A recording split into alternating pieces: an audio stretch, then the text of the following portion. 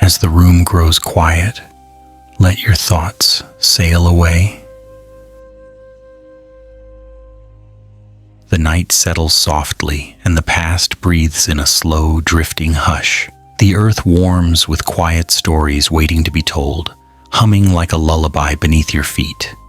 And somewhere under layers of time, an ancient dream continues to sleep peacefully in the soil of China. In this gentle calm, the mausoleum of Huang drifts into view, not with thunder or bold triumph, but with the quiet assurance of a masterpiece that has been resting beneath the earth for more than 2,000 years. It does not rush toward the world. Instead, it rises softly in the mind, like a peaceful underground dream shaped long before anyone thought to invent coffee breaks or protective helmets. Construction began in 246 BCE, gathering over 700,000 workers, many of whom must have wondered if this enormous project would ever end, or at the very least, whether they might someday earn a well-deserved afternoon off. Yet the work continued gently and steadily until an entire subterranean kingdom emerged beneath the rolling hills of what is now Xi'an. Soft earthen corridors, patient chambers carved into stillness, and silent clay guardians all found their place one by one. There is something soothing in imagining this slow creation, soil rising and settling like an ancient breath, while artisans shaped the first emperor's afterlife palace with calm, deliberate hands. No urgency, no drama, only the soft rhythm of labor, shaping history a handful of earth at a time. Today, the mausoleum stands not simply as a tomb, but as a quiet echo of an empire once devoted to order and permanence. It rests peacefully now, so still that even its secrets seem to whisper instead of announce themselves. And with that gentle murmur, we step deeper into the heart of its story, how this vast underground world came into being, and why so much of it remains wrapped in silence. The construction itself is one of the ancient world's most astonishing feats. Conceived when Huang first took the throne, the project grew alongside the empire. Workers shaped an underground palace mirroring the one above ground, complete with halls, chambers, storage rooms, and miniature landscapes crafted with patient detail. Everything was arranged with a sense of perfect order, as though the emperor intended his eternal home to remain as meticulously organized as his once mighty realm.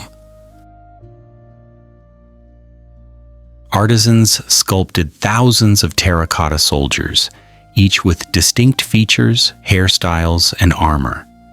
Even in this soft retelling, it's easy to smile at the idea of craftsmen quietly competing with one another, perhaps trying to create the strongest jawline, or sneaking in a fashion-forward mustache centuries ahead of its time.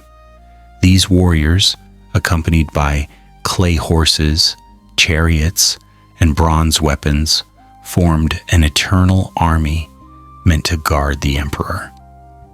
They stood so patiently that when discovered in 1974, they almost seemed relieved to stretch their clay joints after their 2,200-year shift.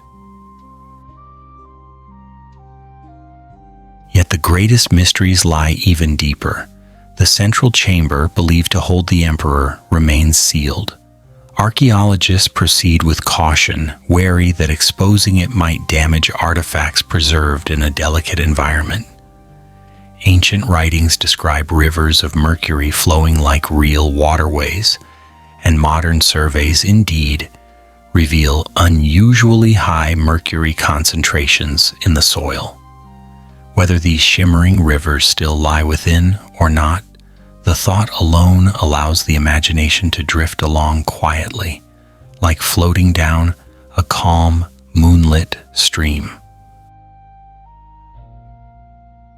Construction extended far beyond the mausoleum grounds. Qin Shi Huang oversaw monumental endeavors, the early Great Wall expansions, the Link Canal, the Grand Apang Palace projects that unified the empire through vast administrative and infrastructural networks. Though history records the heavy burdens borne by laborers, in this gentle retelling we simply acknowledge their endurance, the quiet strength that upheld a dynasty's sweeping vision. Today, the Mausoleum of Qin Shi Huang remains a World Cultural Heritage Site, a sleeping giant of history. It rests beneath the earth in deep stillness, holding its secrets with the soft, stubborn patience of time. And as we drift away from its story, the terracotta soldiers slip back into their endless watch, calm and unhurried, standing guard in the peaceful dark. Chapter 1. Beginning the dream of building the underground mausoleum of Qin Shi Huang.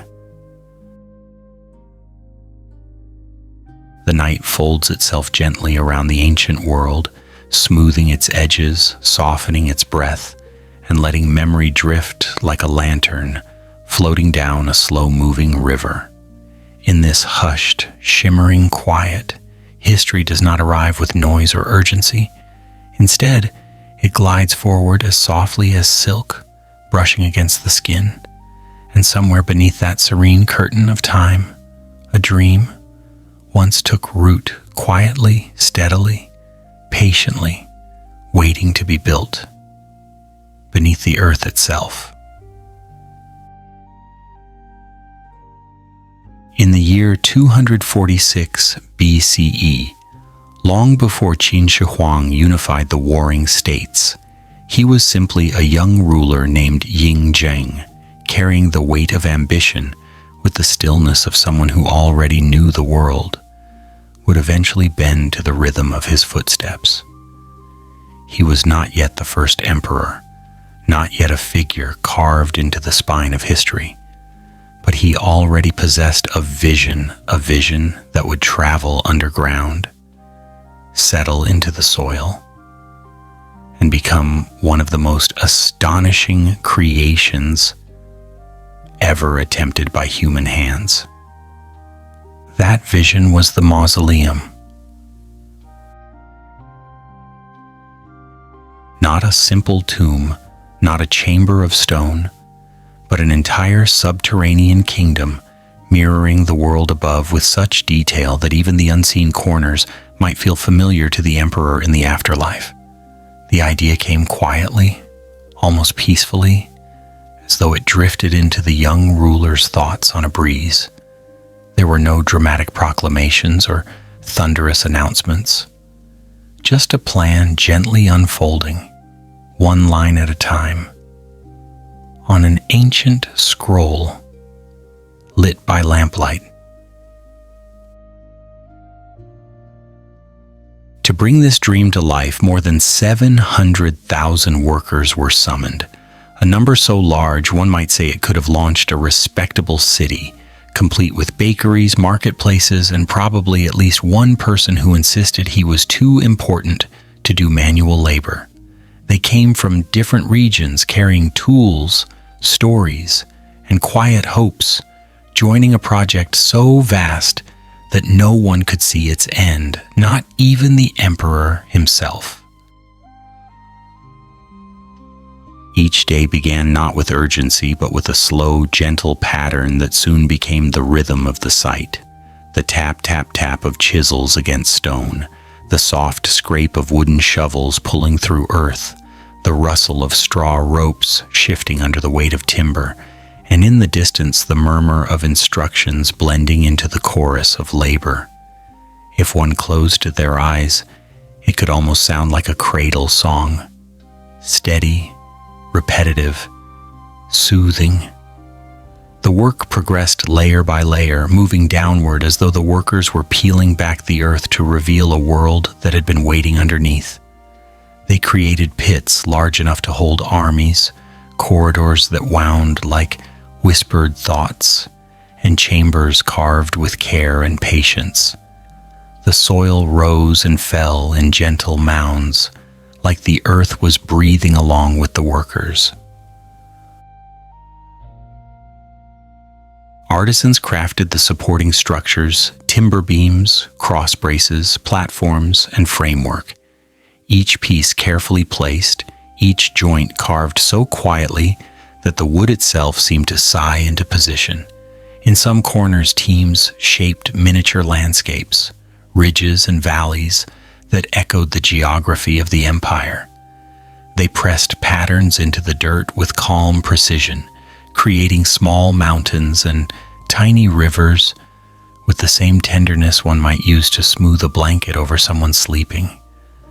And the workers, oh, the workers, even in the tranquility of ancient construction, humor found its way into their days.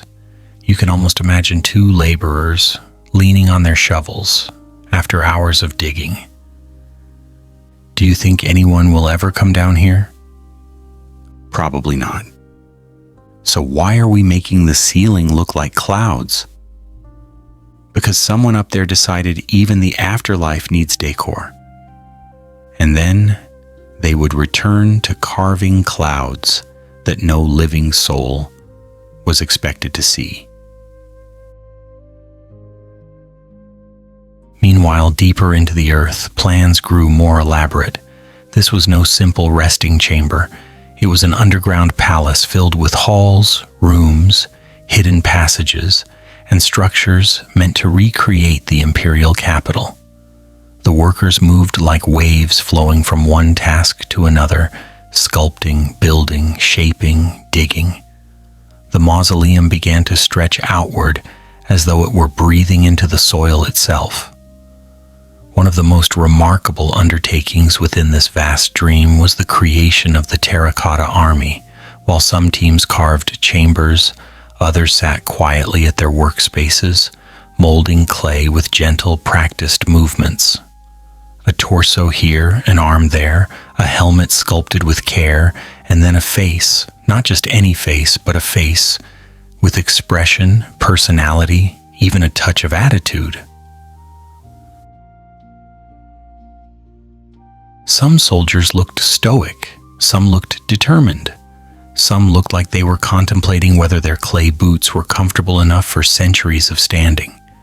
And every artisan with quiet pride must have added a personal touch, a tilt of the brow, a line at the corner of the mouth, a hairstyle slightly trendier than necessary. In this peaceful retelling, you can almost hear them whispering, "This one gets a heroic chin. This one gets wise eyebrows. This one looks like he's been up since dawn," which he has. Perfect. Thousands of these clay guardians began to fill the pits, arranged in formation as carefully as any army above ground. Horses and chariots were sculpted, bronze weapons forged with precision and calm diligence. Even the shine of a blade was not rushed. Everything, from the smallest buckle to the grandest general, was crafted with slow intention. The deeper layers of the mausoleum, where the emperor himself would eventually rest, became the most mysterious. According to ancient texts, mercury was used to create shimmering rivers and lakes, perhaps even ocean replicas. Whether these rivers still glimmer in the darkness today is unknown, but imagining them, liquid silver flowing softly through unseen channels, feels like imagining a lullaby made of metal. And above it all, the project continued, calm, steady, like a story told over 38 long years.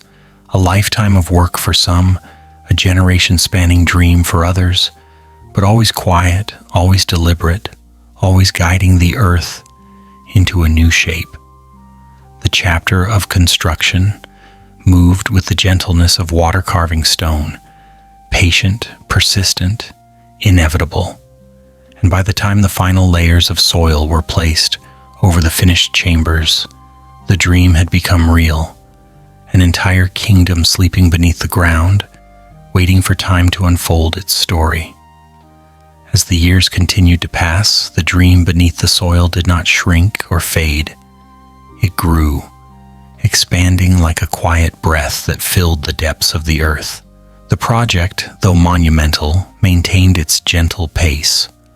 Workers came and went, generations shifted, and yet the steady hum of construction never faltered. It became a kind of background melody, a low and comforting rhythm that the hills themselves seemed to settle into. Every part of the mausoleum required its own team, its own expertise, its own tranquil dedication. Some worked on the outer layers, packing earth into strong protective mounds. Others shaped the labyrinth of tunnels, smoothing each wall with care. Some prepared chambers meant for treasures, while others carved spaces for ceremonial objects. The entire undertaking resembled a calm orchestra, each group playing its part, each sound soft but essential, merging into a harmony that drifted across decades. In the larger pits, the terracotta soldiers continued to multiply. It is easy to imagine the clay artisans falling into their own peaceful routines, kneading clay, shaping limbs, attaching armor plates, carving facial expressions. The work was slow but purposeful, like crafting thousands of silent companions for a journey no one would witness. And yet, even in this solemn artistry, humor had room to breathe. One artisan might lean over to another and whisper, "Do you think the emperor will actually count them one day?" The other might chuckle softly, replying, "If he does, I hope he appreciates that I gave one of them dimples. It's my masterpiece." Their laughter would be brief and quiet, slipping away into the stillness of the workspace as clay dust settled like soft snow around them. Above ground, life moved differently. Seasons passed in colors that the underground workers rarely saw. Spring blossoms, summer heat, autumn winds, winter frost. Yet beneath the surface, everything remained cool, stable, unchanging. Whatever storms raged outside, whatever political matters unfolded on the surface, the dream continued, untouched and serene. Deeper and deeper into the earth, the central chamber, reserved for the emperor, took slow shape. It was carved larger than the others, with its own sealed passages and hidden layers.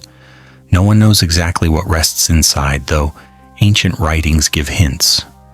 Replicas of palaces, shimmering rivers, constellations mapped on the ceiling, treasures both symbolic and practical.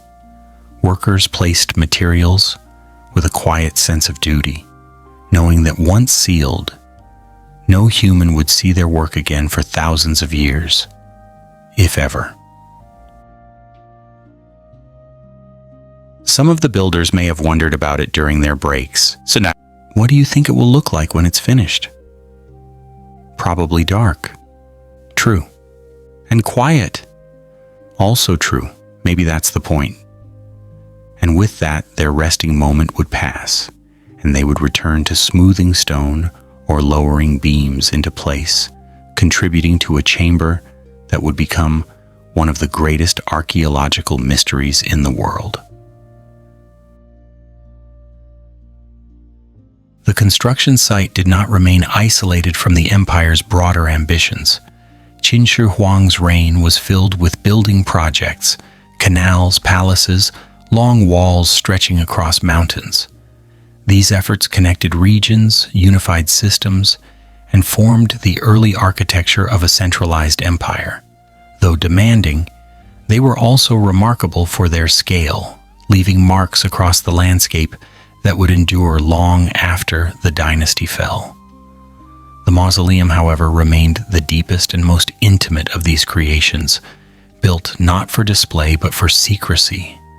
It was meant to be a world that disappeared into the earth, safe from time, sheltered from disturbance, wrapped in silence. Its builders knew this, and perhaps took comfort in the idea that they were contributing to something eternal, even if their names would not survive. As the 38th year approached, the finishing touches began. Tools were cleaned and tucked away, chambers were sealed, pits were covered, and the last layers of earth were smoothed over with the calm precision of someone tucking in a sleeping child. The terracotta soldiers stood in perfect formation, ready to guard an emperor through centuries of darkness with unwavering stillness. Above them, layers of soil, compacted into gentle hills, hiding the vast kingdom beneath. When the project was finally complete, the earth looked peaceful again. There were no monuments marking the surface, no triumphant archways, no loud declarations of what lay below. Only quiet land rolling softly under the sky, resting after decades of whispered effort. The mausoleum had disappeared into the ground exactly as intended, becoming a secret, a mystery, a sleeping world, waiting for time to turn its pages. And time did what it always does. It moved forward. Dynasties rose and fell, roads changed. Leaders came and went, empires fractured and reformed. Yet beneath it all, the mausoleum remained untouched, its walls holding steady, its clay figures standing guard, its rivers, if they existed, flowing silently in darkness. The world forgot, remembers, forgot again, and centuries passed like drifting clouds. Then one day, in 1974, long after the last builder had taken his final breath, the story breathed again. Farmers digging a simple, well-discovered fragments of clay. Then soldiers.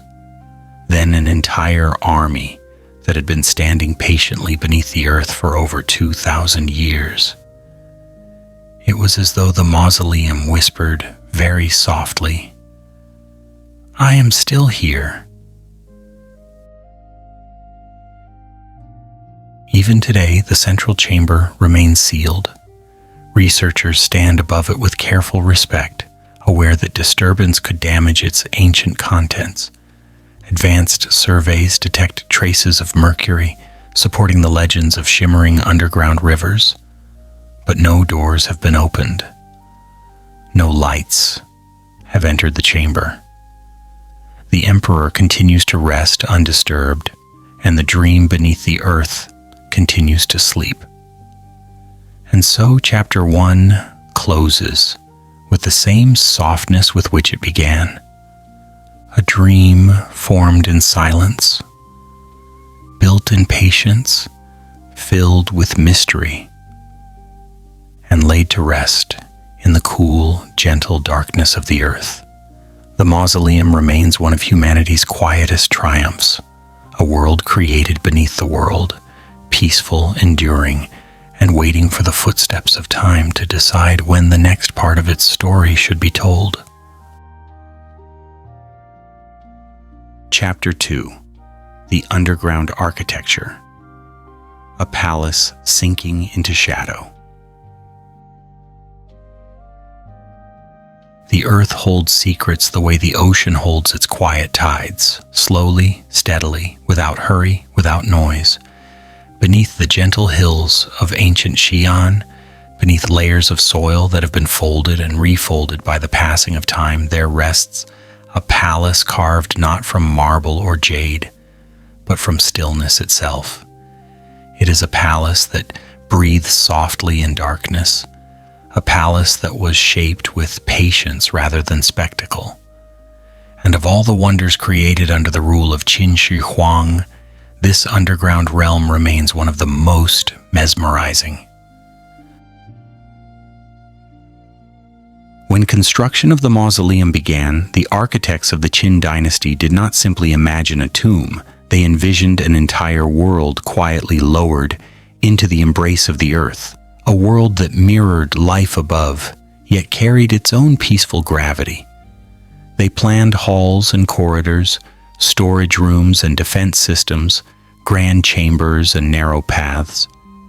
Everything that existed under the open sky would have its counterpart below ground, though rendered in a muted, dreamlike form. The process began with the opening of vast pits, each carved carefully into the soil. Workers descended into these growing caverns with wooden beams, ropes, copper tools, and baskets woven from hemp. Their footsteps were soft, their voices low, not because they were forbidden to speak, but because the work itself seemed to ask for quiet. The earth makes its own kind of silence, one that encourages every movement to become deliberate and gentle.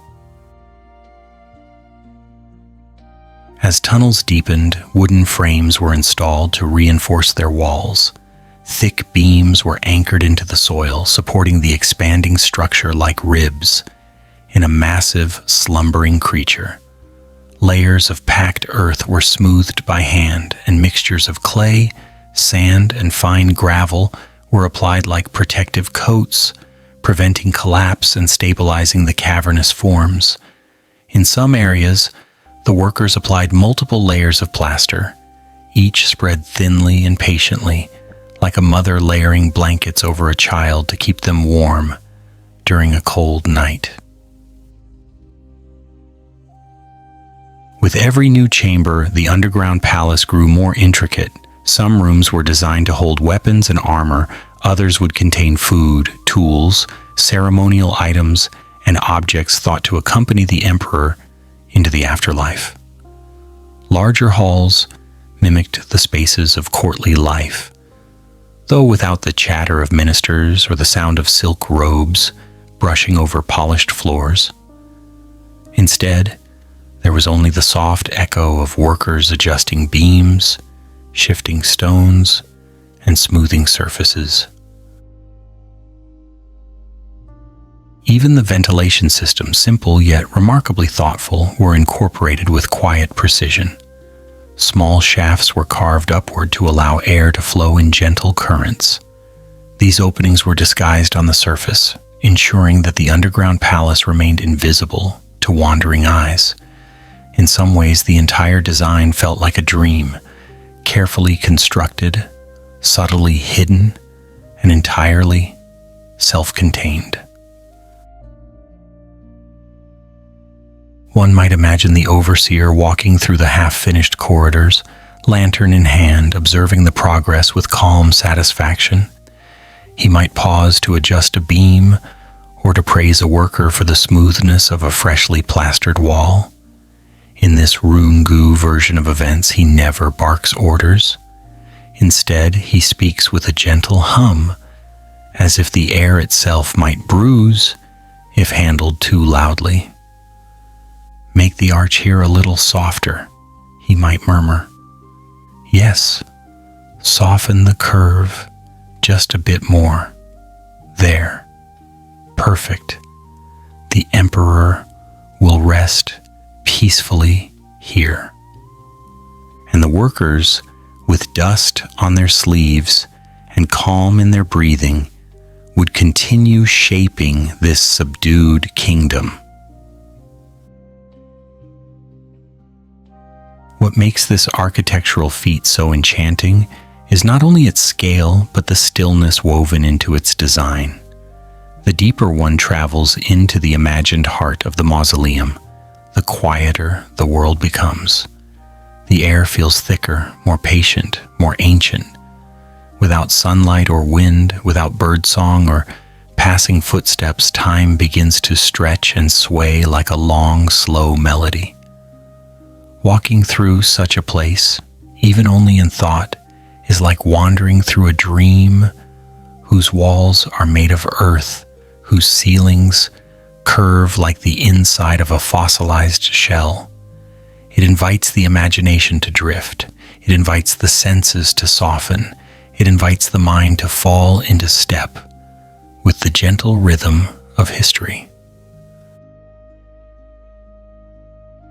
In these winding tunnels and cool chambers, shadows form delicate shapes along the walls. The beams cast long, sleepy stripes across the ceiling. Dust settles like soft snow onto the surfaces below. Every corner feels patient. Every inch of space seems to hum with a quiet, ancient lullaby. The palace was not carved in haste. It was nurtured, layer by layer, floor by floor, room by room. The workers shaped a world meant to last beyond their own lifetimes. And for all the effort involved, the hauling, the digging, the reinforcing, the smoothing, not a single shout of celebration was recorded. No dramatic triumph marked the completion of each chamber. The Qin builders were steady craftsmen, not performers. Their work carried the calm endurance of people who understood that greatness often unfolds in silence.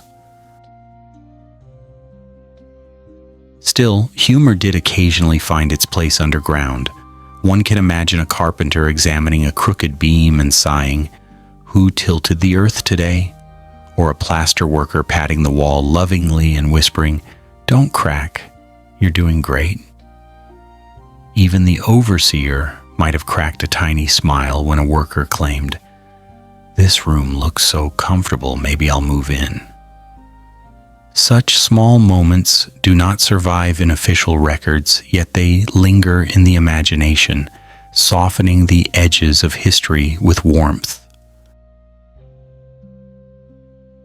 The architecture of the mausoleum was designed not merely for grandeur, but for secrecy. Its beauty lies not in opulence, but in subtlety. Everything was made with the intention that it would be hidden under the soil, untouched for ages. It was a palace meant to dissolve into darkness, yet remain whole, to be forgotten by the world, yet survive it. And perhaps this is why walking through the idea of this underground palace feels so much like drifting into a dream, one shaped from earth, from patience, from centuries of silence. As the palace beneath the earth continued to unfold, it became more than a feat of engineering, more than a simple, somber resting place. It evolved into a quiet expression of devotion to symmetry, to protection, and to the notion that an emperor's influence must extend far beyond the realm of daylight. Every chamber, every reinforcing beam, every carefully smoothed wall contributed to an atmosphere of undisturbed calm. It was as though the architects were constructing not just a physical space, but an eternal hush. The deeper sections required even more deliberate planning. Some corridors curved gently like a slow exhale. Others extended straight into darkness, guiding travelers, imagined or not, toward hidden rooms. The walls were reinforced with layers of soil mixed carefully to create stability. Packed earth acted like nature's cement, binding the pathways together in quiet cooperation. In certain areas, the surfaces were polished smooth, leaving faint marks of tools that had long since turned to dust. Those marks still whisper today, speaking softly of the hands that shaped them. The builders understood collapse was the enemy of the underground world. To prevent this, they used interlocking timber frameworks. Beams supported beams, arches supported arches. It was a dance of structural logic performed slowly and consistently. If one stepped back and observed the entire system, it would resemble a gentle wooden skeleton, cradling the palace, guarding it, ensuring it would not tremble even when centuries passed overhead. Sometimes during the lengthy process, a worker might run a hand along the wall and say, "Feel solid enough to survive 1,000 years." Another worker might respond, "Make it 2,000? We're already here. Might as well go for the record."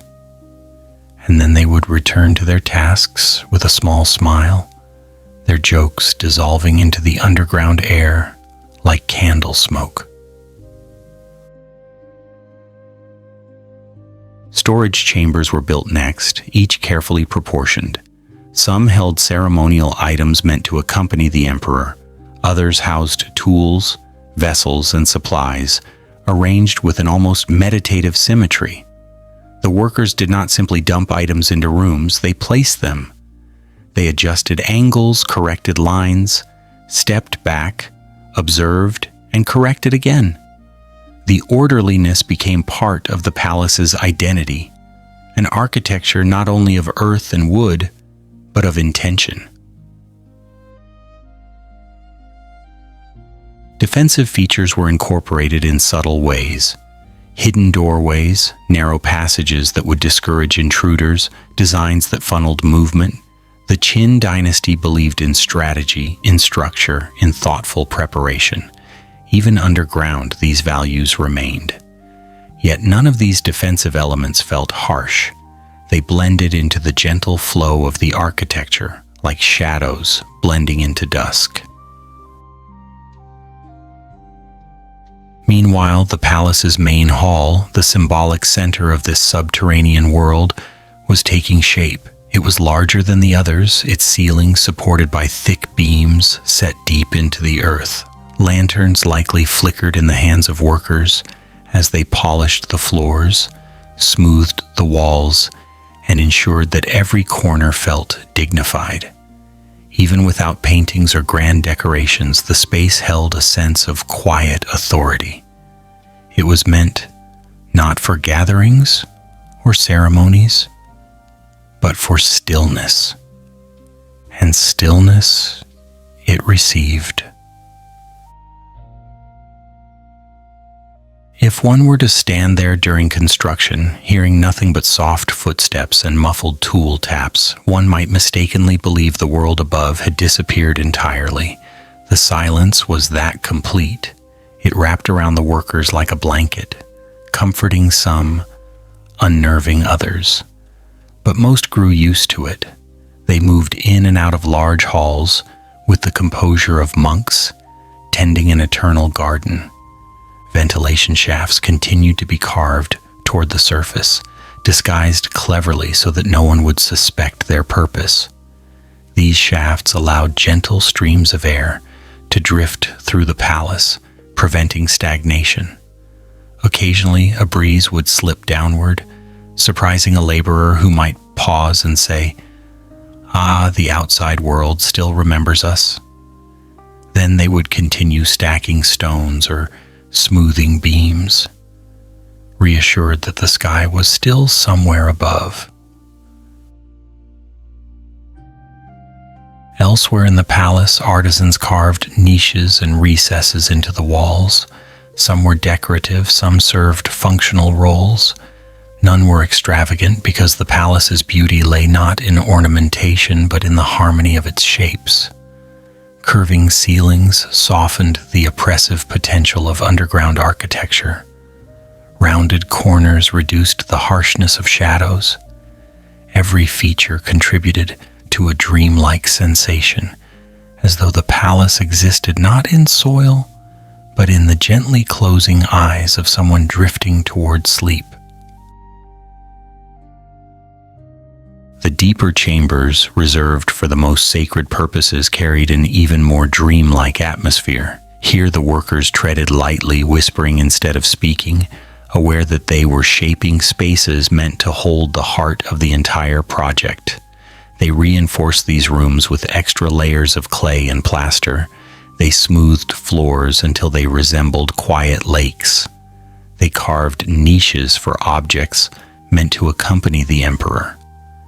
Their movements slowed, not because they were tired, but because reverence moved through them like a slow, ancient current. In this softly lit world, time seemed different. Hours stretched, days blurred, seasons passed without announcement. The workers marked the journey of time not through weather or sunlight, but through the completion of chamber after chamber, tunnel after tunnel. They grew accustomed to the cold touch of earth, to the muted colors, to the gentle weight of darkness. The underground palace became its own universe, separate from the noise and motion of the empire above. When the final architectural details were completed, the palace stood serene, an entire world beneath the world, perfectly balanced, perfectly hushed. The workers stepped back, observing their creation with quiet pride. No applause followed, no trumpets sounded. There were no speeches, no celebratory gatherings, no ceremonies. Just the silent acknowledgement that they had built something extraordinary. Soon after, the sealing process began. Entrances were closed, passages were filled, support beams were concealed. Soil was layered back over the structure, compacted with the same care that had been used to shape the palace. Slowly, steadily, the world above reclaimed its form. The hills returned. Grass would later grow. Winds would sweep across the land again, unaware of the dream buried beneath. And so the underground palace slipped into slumber. It became a quiet secret, held in the arms of the earth, a secret no one would visit, no one would disturb, no one would even suspect for more than 2,000 years. The architecture created with patience and tenderness remained untouched. The silence deepened, the shadows thickened, and the palace settled into its role as the most peaceful masterpiece of the ancient world, a home not for the living but for memory itself. Chapter 3: The Terracotta Army and the Secret Workshops of the Qin Dynasty. The earth has a gentle way of holding surprises, quietly, patiently, as though it enjoys the long wait before revealing them. Beneath the fields of ancient Xi'an, beneath layers of soil that once felt the footsteps of farmers and the whispers of wind, an entire army slept in perfect stillness. For more than 2,000 years, they waited without complaint, without movement, without even the slightest shift of posture. And yet, long before they became one of the world's greatest archaeological wonders, they existed only as clay, water, and the quiet breath of human hands. The story begins in the workshops of the Qin Dynasty, spaces filled not with noise but with concentration. These workshops were not chaotic forges or bustling factories.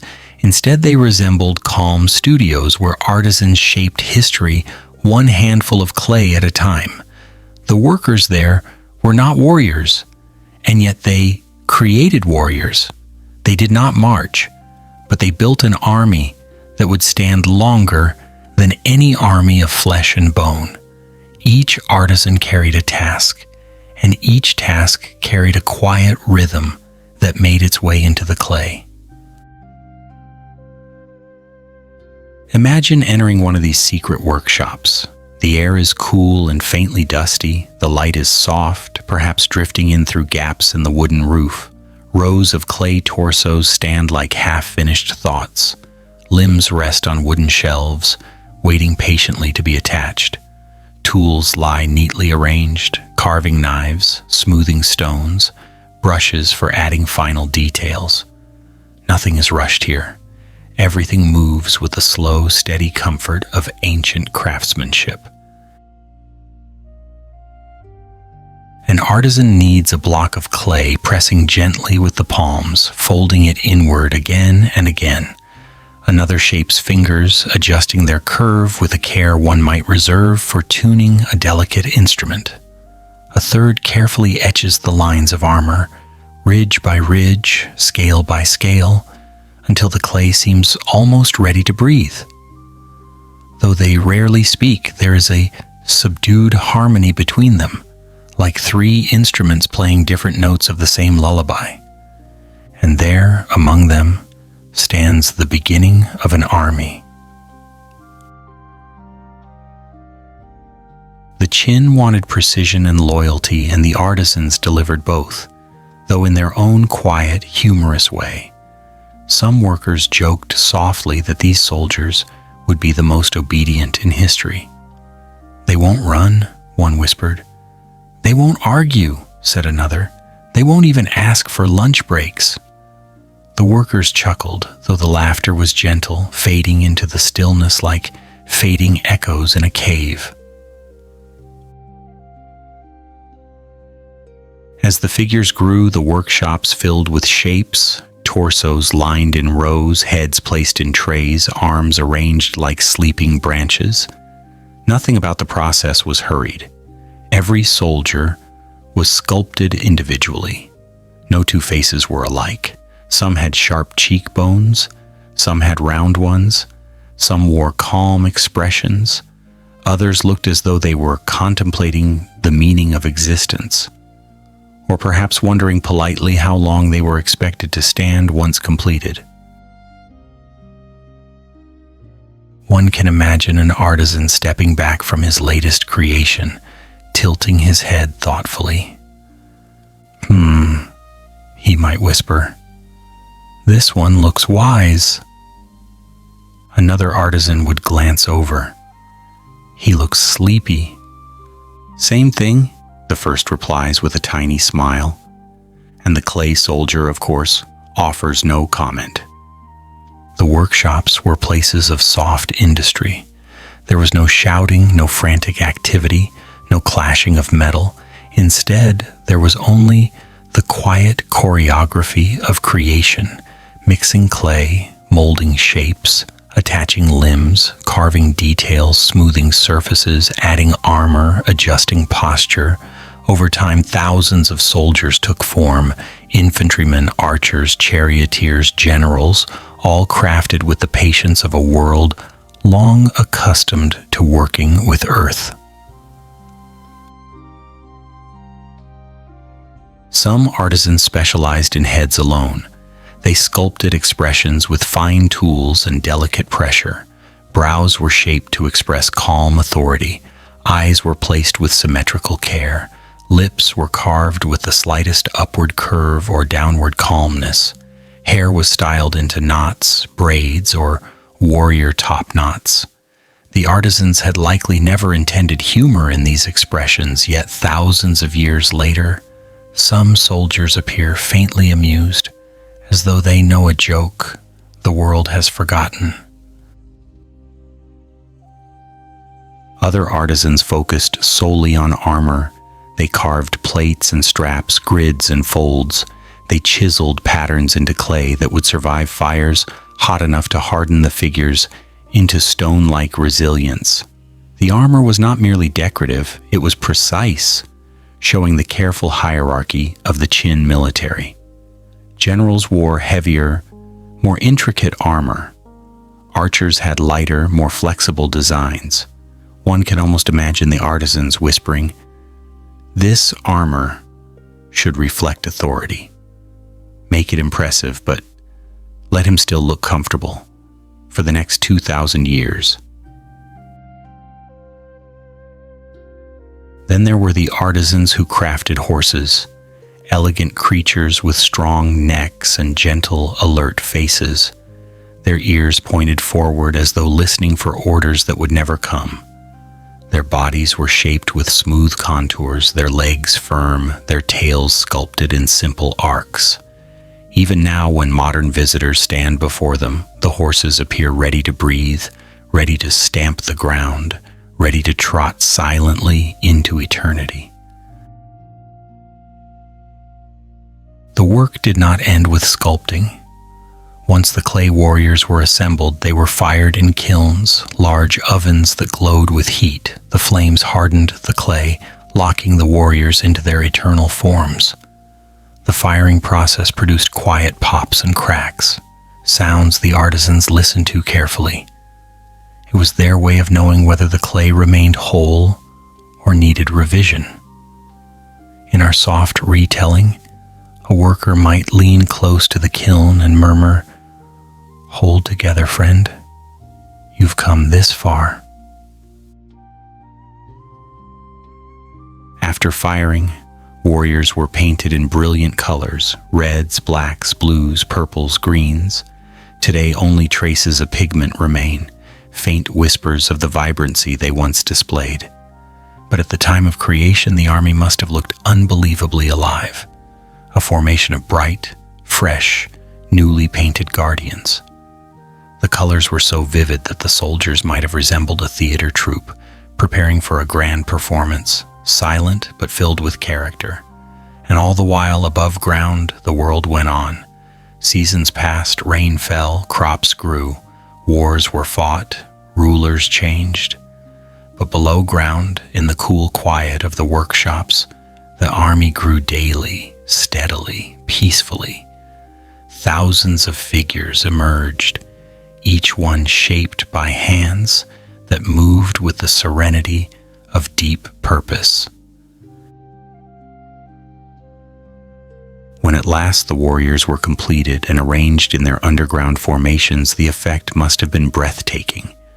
Rows upon rows of silent soldiers stretching into darkness, ready to protect the emperor in the next world. They stood perfectly, patiently, not drifting even a millimeter out of place. The artisans could only glance back once before leaving, knowing their work would never again be seen by living eyes. Little did they know that centuries later, curious farmers would stumble upon these guardians and awaken a story the earth had been keeping for more than 2,000 years. When the Terracotta army was finally arranged in its underground halls, the scene must have resembled a vast gathering frozen in time, a gathering so quiet, so completely still, that it seemed less like an army preparing for battle and more like an enormous, silent choir waiting for a conductor who would never arrive. Row after row of soldiers stood facing forward, their eyes fixed on a horizon they would never see, their clay bodies rooted deeply into the earth. And yet there was something tender about their stance, something peaceful in their unbroken formation, as though they understood that their duty was not one of violence, but of eternal presence. The generals stood at the front of their battalions, sculpted with armor more intricate than the rest. Their brows were slightly heavier, their expressions carrying a hint of wisdom, or perhaps mild annoyance, as though they had been told to hold their pose for just a few more centuries. The infantrymen behind them appeared calm, steady, dependable. Each soldier seemed to embody a different spirit, as if the artisans had allowed their own personalities to slip quietly into their creations. Even the horses participated in the serenity of this army, their bodies curved in graceful arcs, their ears pricked forward with gentle attentiveness. One might imagine them inhaling, exhaling, shifting their weight ever so slightly, even though they never did. They were carved to wait, not to move, to guard, not to gallop. And so they stood in eternal readiness, more patient than any creature of flesh could ever hope to be. Some historians believe that the workshops must have operated like early assembly lines, with specific people responsible for certain parts of the soldiers. But in our quiet retelling, the process feels more like an unhurried collaboration between friends, each adding their own soft touch to the growing army. One artisan shapes the jawline, another smooths the folds of the clothing, a third adjusts the helmet so it sits just right. A fourth adds expression to the eyebrows, raising them slightly, as though the soldier is politely surprised to be sculpted. If the artisans ever doubted what they were doing, they must have brushed the thought away with the same gentle ease with which they brushed clay dust off their sleeves.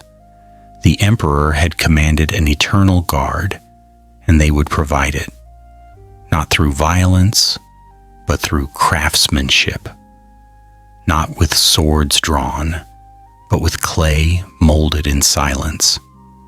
Then came the day when the workshops emptied. The soldiers had been completed. They had been fired in kilns that glowed like ancient suns. They had been painted in bright colors that shimmered under lamplight. They had been arranged underground in perfect formation. Their purpose had been fulfilled. And so the artisans stepped away, leaving behind the quiet rustle of clay settling into soil and the soft echo of centuries beginning to gather around the army. The chambers were sealed, the entrances closed, the floors covered. Layers of earth were returned to their resting places. Grass grew, trees took root, rain fell, snow melted, dynasties rose and fell, and through it all the soldiers waited, upright, unmoving, uncomplaining. Time passed in generous handfuls. 2 centuries, 5 centuries, 10 centuries. The ground above changed, rivers shifted their paths, people built homes, roads, farms, then rebuilt them. The world forgot that thousands of warriors slept beneath the fields. But the soldiers did not forget their purpose. If clay could dream, they dreamed of standing guard. If clay could breathe, they breathed slowly, deeply, waiting for the moment when they would finally be seen. That moment arrived in 1974 when farmers digging a well struck something hard just beneath the surface. At first they thought it was a stone. Then they brushed away the dirt and discovered a face. A calm, steady face, staring back at them with the expression of someone who had been waiting a very long time. The farmers paused, puzzled. The clay warrior might have said, "Oh, hello. You finally made it. I've been standing here since before your ancestors learned to grow wheat." Word spread. Archaeologists arrived. Excavations began. And bit by bit, the earth loosened its hold on the army it had been cradling for millennia. One soldier emerged, then another, then an entire battalion, then more. The underground chambers brightened with daylight for the first time since their creation. Even though the paint had faded, the craftsmanship remained undeniably vivid. The expressions were clear, the armor looked real. The horses still carried that alert, gentle readiness. The army had awakened, not literally but in the eyes of the world, and the world, blinking in wonder, finally understood the scale of what the ancient Qin workshops had accomplished. The soldiers' discovery reshaped our understanding of history. No longer were they simply legend or rumor. They were tangible, awe-inspiring, and immensely human despite being clay. They carried with them the quiet echoes of the artisans who shaped them, the mystery of the emperor who ordered them, and the immense patience of time itself. In the peaceful tone of this retelling, one imagines the soldiers whispering to one another as they were uncovered, "Well, it seems we're famous now." Took them long enough.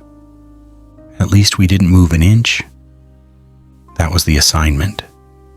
And once again, they fall silent. Today, the Terracotta Army is admired by millions. People stand before them in wide halls, gazing at the expressions frozen in clay. Some visitors feel awe, some curiosity, some profound stillness.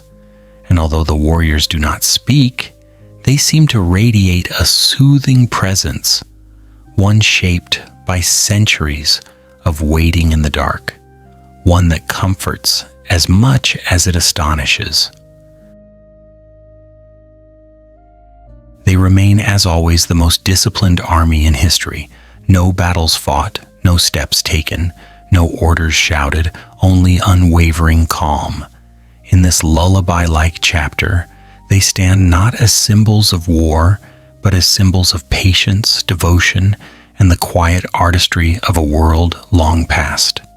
Their stillness is their story, their presence is their victory, their silence is their song, and so we leave them there, standing gently, endlessly, guarding not just an emperor, but a dream crafted by hands that moved with ancient peace. Chapter 4. Ancient Engineering. When the old world invented its own security system.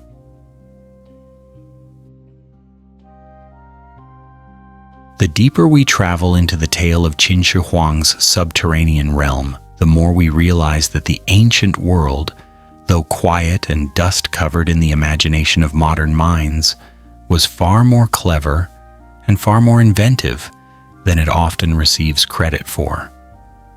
Beneath the soft soil of the mausoleum, hidden away from the sunlight and the centuries, lies not only a sprawling underground palace, but an intricate network of protective ideas, clever tricks, and early engineering marvels.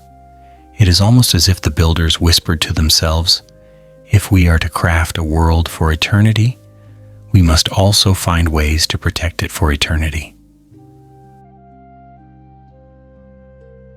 And so they did, softly, steadily, with the quiet determination characteristic of ancient craftsmen whose names have long since been folded into the silence of time. The workers of the Qin Dynasty were not only builders but problem solvers. The task before them was monumental. Create a vast underground world, equip it with riches, designs, and symbols meant to reflect an entire empire and ensure that it would remain undisturbed for as long as possible. After all, in the thinking of the ancient Qin, the afterlife was not a place of improvisation. It needed structure, order, and, yes, even security. Somewhere in the dusty corners of historical records, scattered hints tell us of traps and mechanisms installed within the mausoleum. Descriptions are vague, more like gentle brush strokes than sharp outlines. They mention crossbows, set to fire automatically, pressure-triggered mechanisms hidden beneath the floors, and possibly even tripwires stretched across dark corridors. None of these have been confirmed, of course. The central chamber remains sealed. But imagining them is a soothing exercise in ancient creativity. Picture a group of Qin engineers standing in a half-lit tunnel, lanterns casting warm circles on the clay walls. One of them scratches his chin thoughtfully. What if someone tries to break in? Another engineer nods. We should do something about that. A third one shrugs. Perhaps a crossbow that fires itself? The others pause, considering. Yes. Quietly intimidating. Let's do it. And just like that, the earliest version of a security system may have been born, without alarms, without flashing lights, just a calm, deadly whisper in the dark. Of course, in our lullaby-tinted retelling, these traps feel less like threats and more like ancient booby-trap lullabies, humming softly in the silent chambers, waiting for intruders who never came. But the ingenuity did not stop there. The workers incorporated materials that still puzzle scholars today. Among the most peculiar was charcoal, layered beneath the structures to stabilize the soil and regulate moisture. Charcoal, with its quiet, porous nature, acted like a gentle absorber, soaking up humidity here, releasing it there, maintaining balance in the underground world. It was an ancient form of climate control, subtle and effective. Perhaps one of the craftsmen even patted the charcoal layer fondly, whispering, "Stay dry for the Emperor," before returning to his next task. Then there was mercury, shimmering, silver, mysterious. Ancient writings speak of underground rivers and seas made from mercury, flowing in miniature landscapes meant to represent the geography of China. Whether these rivers truly flowed in the darkness or simply glimmered in sculpted channels, we do not yet know. Modern surveys, however, indicate unusually high levels of mercury in the soil, hinting that the stories may have carried more truth than legend. One can almost imagine the artisans responsible for these rivers pouring the mercury with careful hands, watching it ripple and swirl like liquid moonlight.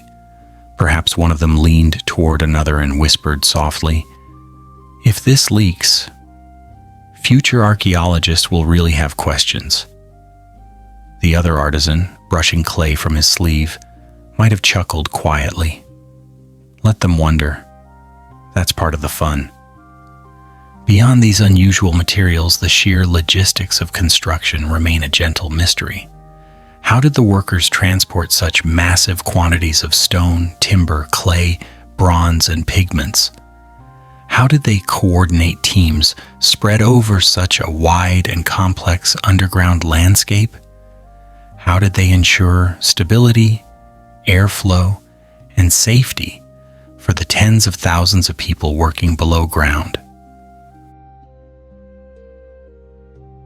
Archaeologists today tilt their heads thoughtfully at these questions, offering theories but no firm answers.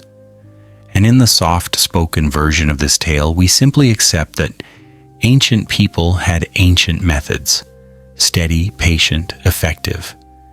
Methods that require no modern machinery, only the timeless rhythm of human hands working in harmony. There is a quiet beauty in that thought. The ancient builders were not simply constructing a tomb, they were crafting a sanctuary, one where architecture met ritual, where engineering met imagination, where security measures blended seamlessly into the stillness of a dreamlike world. Layer by layer, they protected this sanctuary, not from armies or disasters, but from time itself. And as we drift gently toward the next part of this chapter, we begin to see that the mausoleum's engineering is not just impressive, it is poetic, a symphony of details, a lullaby of craftsmanship, a testament to a world that believed the afterlife deserved the same thoughtful care as the living realm. If the first half of this chapter revealed the quiet brilliance of the Qin artisans, the second half invites us deeper, into the soft glow of imagination, into the silent corridors where ancient engineering hums like a distant lullaby. The deeper we go, the more we sense something gentle, yet awe-inspiring about the mausoleum's protective systems. They were not made to frighten, they were made to last. They were thoughtful, subtle, and woven into the architecture like threads of intention. To understand their approach, we must imagine the ancient workers not as frantic laborers rushing to finish a monumental task, but as calm, deliberate hands guided by a shared purpose. In this peaceful retelling, every movement is soft, every decision unhurried. A craftsman adjusts a wooden beam here, a master carver inspects a stone joint there, and overseers stroll slowly through tunnels illuminated by warm lanterns. They move with the composure of people shaping eternity. One of the most intriguing engineering choices was the incorporation of multiple layers of earth and clay, each compacted with care. These layers did more than stabilize the underground world. They acted as natural insulation, regulating temperature and humidity. This created a protective womb in which delicate artifacts could rest undisturbed. Perhaps one worker, placing his hand on a newly packed layer of clay, murmured, "There. Warm in winter, cool in summer, better than any palace above." Airflow, too, was considered with the precision of someone weaving a tapestry of wind. Ventilation shafts were carved in discrete places, angled so that air could drift slowly through the chambers, without revealing any hints of the mausoleum's location. These shafts invited the lightest breath of the outside world into the depths below. The drafts were so delicate that a candle's flame might not even flicker. They were not designed for comfort. They were designed for preservation. But perhaps the most enchanting element of all, the detail that lingers in the imagination like a shimmering note, is the ancient belief that the mausoleum contained rivers and lakes of liquid mercury. Whether this mercury flowed, shimmered, or simply rested in still pools, its presence represented the emperor's desire to replicate the geography of his empire, even in death. Mountains sculpted from stone, rivers flowing silver beneath the ground, and stars painted on the ceiling. An entire cosmos tucked quietly beneath the soil. The idea is both mysterious and poetic. Imagine a craftsman guiding the mercury into shallow channels, observing it ripple like molten moonlight. He might lean over and whisper, "Careful, careful, we're creating the sky beneath the ground." Another worker, watching the shimmering metal flow, perhaps joked, "If the emperor wanted oceans, he could have asked for water. But no, he wants stars in liquid form." These tiny, humorous breaths soften the monumental weight of history, reminding us that behind every grand structure are ordinary people who lived, joked, sweated, and dreamed. Transporting the massive quantities of materials needed for the mausoleum remains one of the great logistical puzzles of ancient China. Wood, stone, bronze, clay, mercury, each had to be moved across long distances.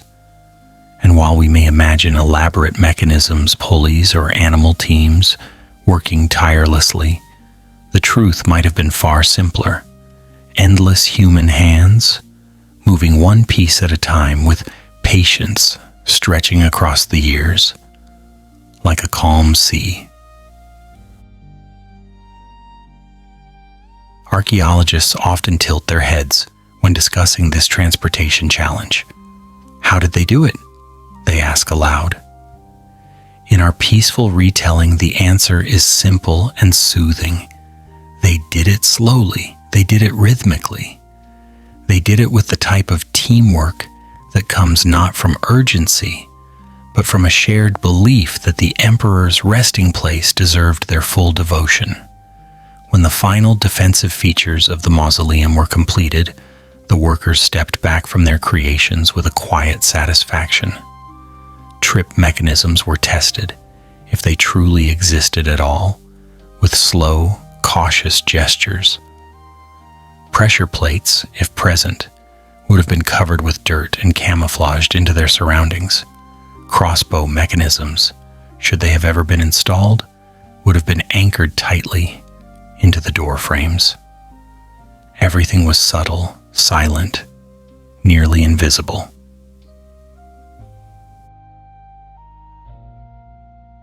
There were no celebrations, there was no shouting, no sound of trumpets, no declaration that the security system had been completed.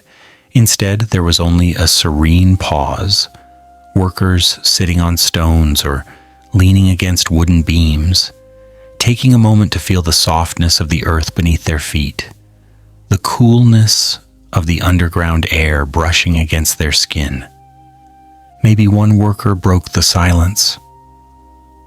"Well," he murmured, arms folded, "if someone tries to steal anything from the Emperor, good luck to them." Another nodded slowly. "Yes.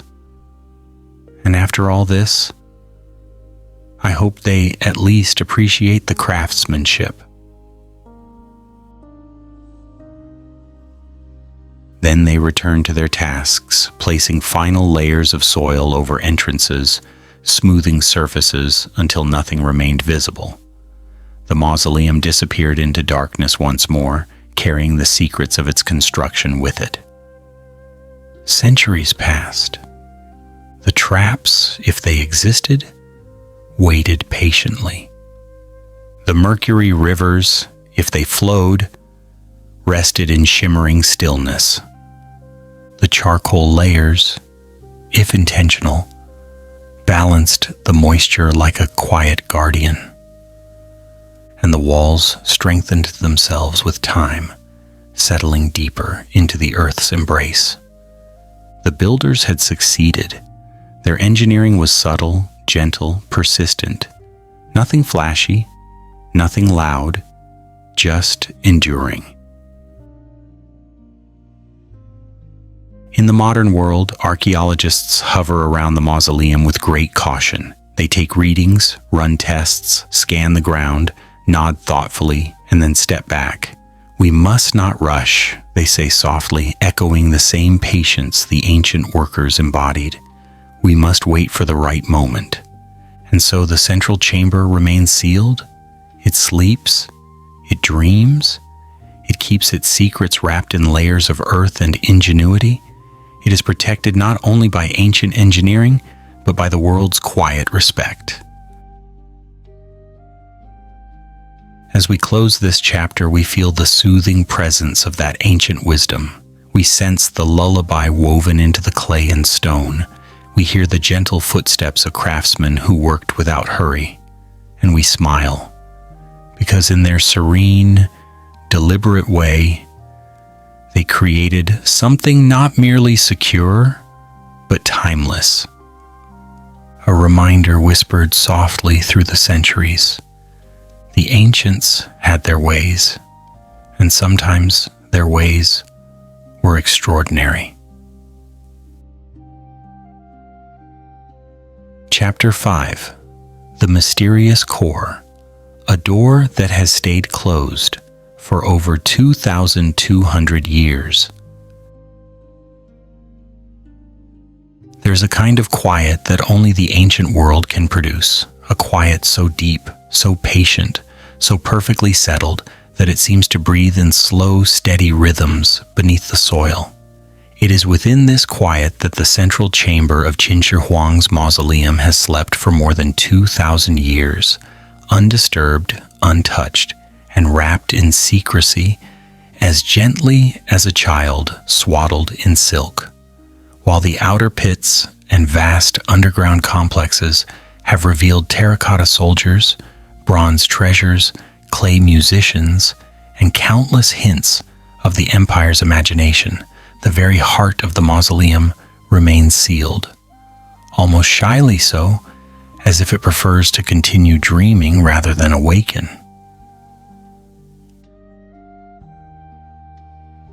What makes the mausoleum extraordinary is not only its scale, nor its engineering, nor even the breathtaking terracotta army. It is this core, this silent, unopened chamber that has captured the world's imagination. No one has entered it. No one has touched its doors. No one has so much as brushed away the dust resting upon the threshold.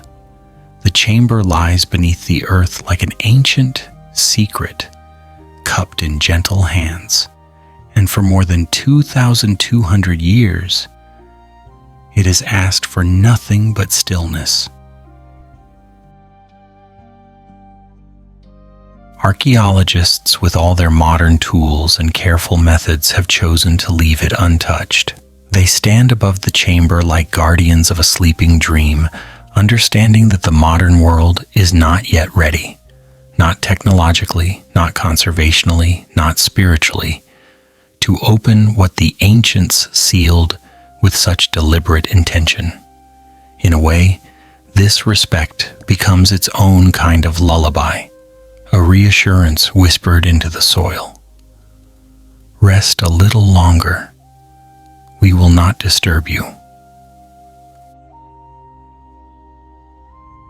The decision not to open the chamber is not driven by fear or reluctance, but by wisdom. Inside that chamber may rest artifacts preserved in delicate, ancient conditions, conditions that the outside world, with all its oxygen and temperature shifts and humidity, could destroy in moments. What survives inside might be a world untouched by time, a world that has known only the still air of antiquity, a world that has breathed the same slow, silent breath for 2 millennia. Scholars imagine what might lie inside, though they do so softly, as if raising their voices might startle the chamber itself. Some believe there may be maps of the empire laid out in miniature, mountains sculpted from rock, rivers formed from shimmering mercury. Others speak of jade treasures, ceremonial objects, or the emperor's own sarcophagus placed at the center like the heart of a cosmic diagram. Ancient texts describe the chamber with poetic flourishes, mentioning starlit ceilings and flowing metal rivers. Whether these descriptions are fact or fable, no one can yet say. But part of the magic lies in that uncertainty. The chamber is a mystery not because it is hidden, but because it chooses silence. If we imagine ourselves standing at the entrance, far beneath the earth, surrounded by softly packed soil and the quiet curve of ancient architecture, it feels like standing before a wrapped gift from another age. The wrapping paper is time itself, layered thickly, and everyone agrees not to tear it open. Instead, they admire the box, its weight, its shape, and the incredible patience with which it has waited. In our soft, lullaby-like retelling, archaeologists approach the chamber with almost parental tenderness. They nod to each other, whispering, "Not yet. The air would be too harsh. The world needs better tools. Let the past sleep peacefully." And then they step back, leaving the chamber nestled in its quiet sanctuary. The idea of a door remaining closed for 2,200 years would be amusing in any other context. One might imagine the chamber muttering softly, "I'll open when I'm ready," like a sleepy elder refusing to get out of bed. Or perhaps the emperor himself, in some distant spiritual echo, insists, "No visitors, please," turning over beneath his layers of ancient garments. The humor is gentle, respectful, a reminder that even history can smile. Yet despite its slumber, the chamber is not forgotten. Researchers continue to study the ground above it using radar, magnetic surveying, and other non-invasive technologies. They map voids, detect density differences, and watch for signs of internal structures. Each discovery is another stroke of the imagination's brush, never too bold, always soft, always mindful. Even the earth itself participates in guarding the secret. Soil layers settle protectively around the chamber. The temperature inside remains stable. No light enters to fade pigments. No wind stirs the dust. No footsteps echo through the hallways.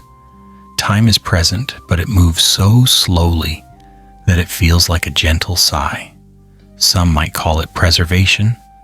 Others might call it patience. But in our version, where everything drifts as gently as a lullaby, we call it serenity. There is something profoundly comforting about knowing that a place in the world has remained untouched for so long. In an age where information travels instantly, where everything is photographed, cataloged, and scanned, the unopened chamber stands as a testament to the beauty of restraint, a reminder that sometimes the most meaningful stories are the ones we wait to hear. And so, the chamber remains, sealed beneath layers of earth and intention, resting in its cocoon of mystery. It is a soft, ancient heartbeat in the darkness, steady and quiet. It asks for nothing.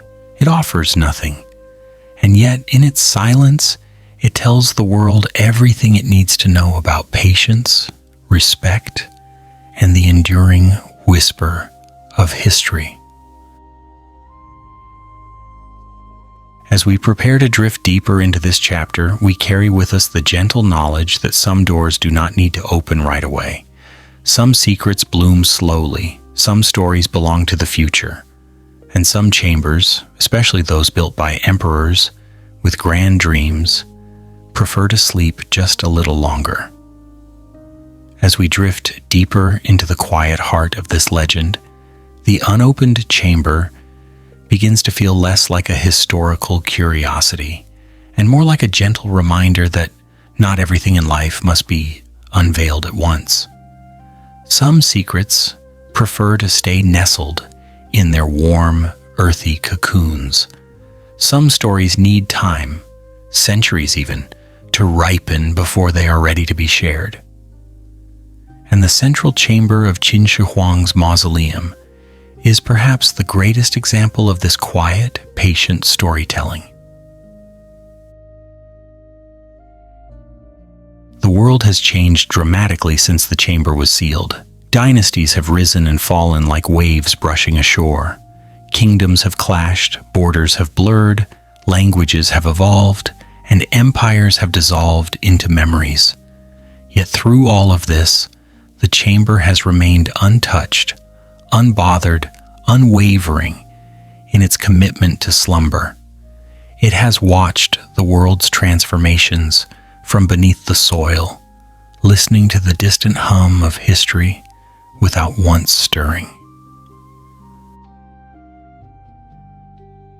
Modern archaeologists standing above this sleeping colossus often describe the chamber as a time capsule, but that phrase feels too mechanical, too clinical for a place so serene. In our lullaby-like tale, the chamber is more like an ancient dream preserved in layers of earth, a dream the emperor carried with him, one of continuity, protection, and perhaps even quiet pride. It is a dream that drifted into stillness and never drifted out again, and perhaps the emperor never intended for it to be opened at all. The elaborate traps described in ancient texts, the protective layers of soil and stone, the careful sealing of entranceways, all these elements suggest a desire for isolation rather than discovery. It is almost as if he whispered to the chamber itself, "Sleep long, sleep deeply, sleep beautifully," and the chamber obeyed. One of the most whispered about aspects of the central chamber is the mention of flowing mercury.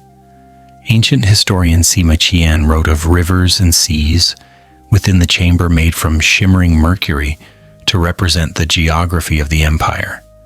If this is true, one might imagine the chamber glowing softly in the darkness, lit only by the reflections of liquid metal, a private night sky, mirrored in fluid silver. Whether these rivers still glimmer today, or lie still in silence, is a question the world cannot yet answer. But the thought of it is soothing. An emperor sleeping in a chamber where mountains rise gently from sculpted landscapes and rivers shimmer quietly like moonlit ribbons. The imagery feels less like archaeology and more like poetry, carved into the architecture of the earth. This poetic stillness is one reason the chamber has not been opened. Modern technology, for all its brilliance, is not yet capable of preserving such delicate relics the moment they are exposed. Pigments could evaporate, organic materials could decay instantly, and atmospheric conditions could destroy millennia-old structures within minutes. Archaeologists treat the chamber with reverence, understanding that rushing the process could erase the very history they seek to protect. In our soft, dreamy retelling, we imagine them gathered at the site, speaking in hushed tones. We must wait for the right time. The chamber has waited this long, we can wait a little longer. When we open it, it must be with gentle hands. And so they wait patiently, tenderly, respectfully. The chamber itself seems to encourage this patience. Nothing about it demands attention. It does not announce itself with grand architecture visible on the surface. It does not offer dramatic clues or tempting entry points. It merely rests, trusting the world to approach it with care. This quiet confidence is part of what makes it so compelling. It is a secret that has nothing to prove. Occasionally, someone might wonder what the emperor would think if he could see modern archaeologists debating over the chamber. Would he be amused by the attention? Would he nod in approval at their restraint? Or would he simply turn over in his ancient rest and whisper, "Good, let it be"? The thought brings a soft smile, a reminder that even the sternest figures of history can be met with gentle humor. While the chamber sleeps, technology continues to improve. Scientists develop new methods for preservation, new tools for imaging, new ways to study ancient spaces without disturbing them. Every advancement brings the world one step closer to understanding what lies within. But even as progress marches forward, the prevailing sentiment among researchers remains one of calm restraint. Not yet. And so the chamber waits. It waits beneath the rhythm of raindrops on the earth above. It waits beneath winters and summers, beneath footsteps and plows, beneath the hum of modern cities. It waits as quietly today as it did the day it was sealed. Time folds gently around it like a long silk ribbon, softening its edges but never unraveling its truth. In the softest corners of our imagination, the chamber is more than a room.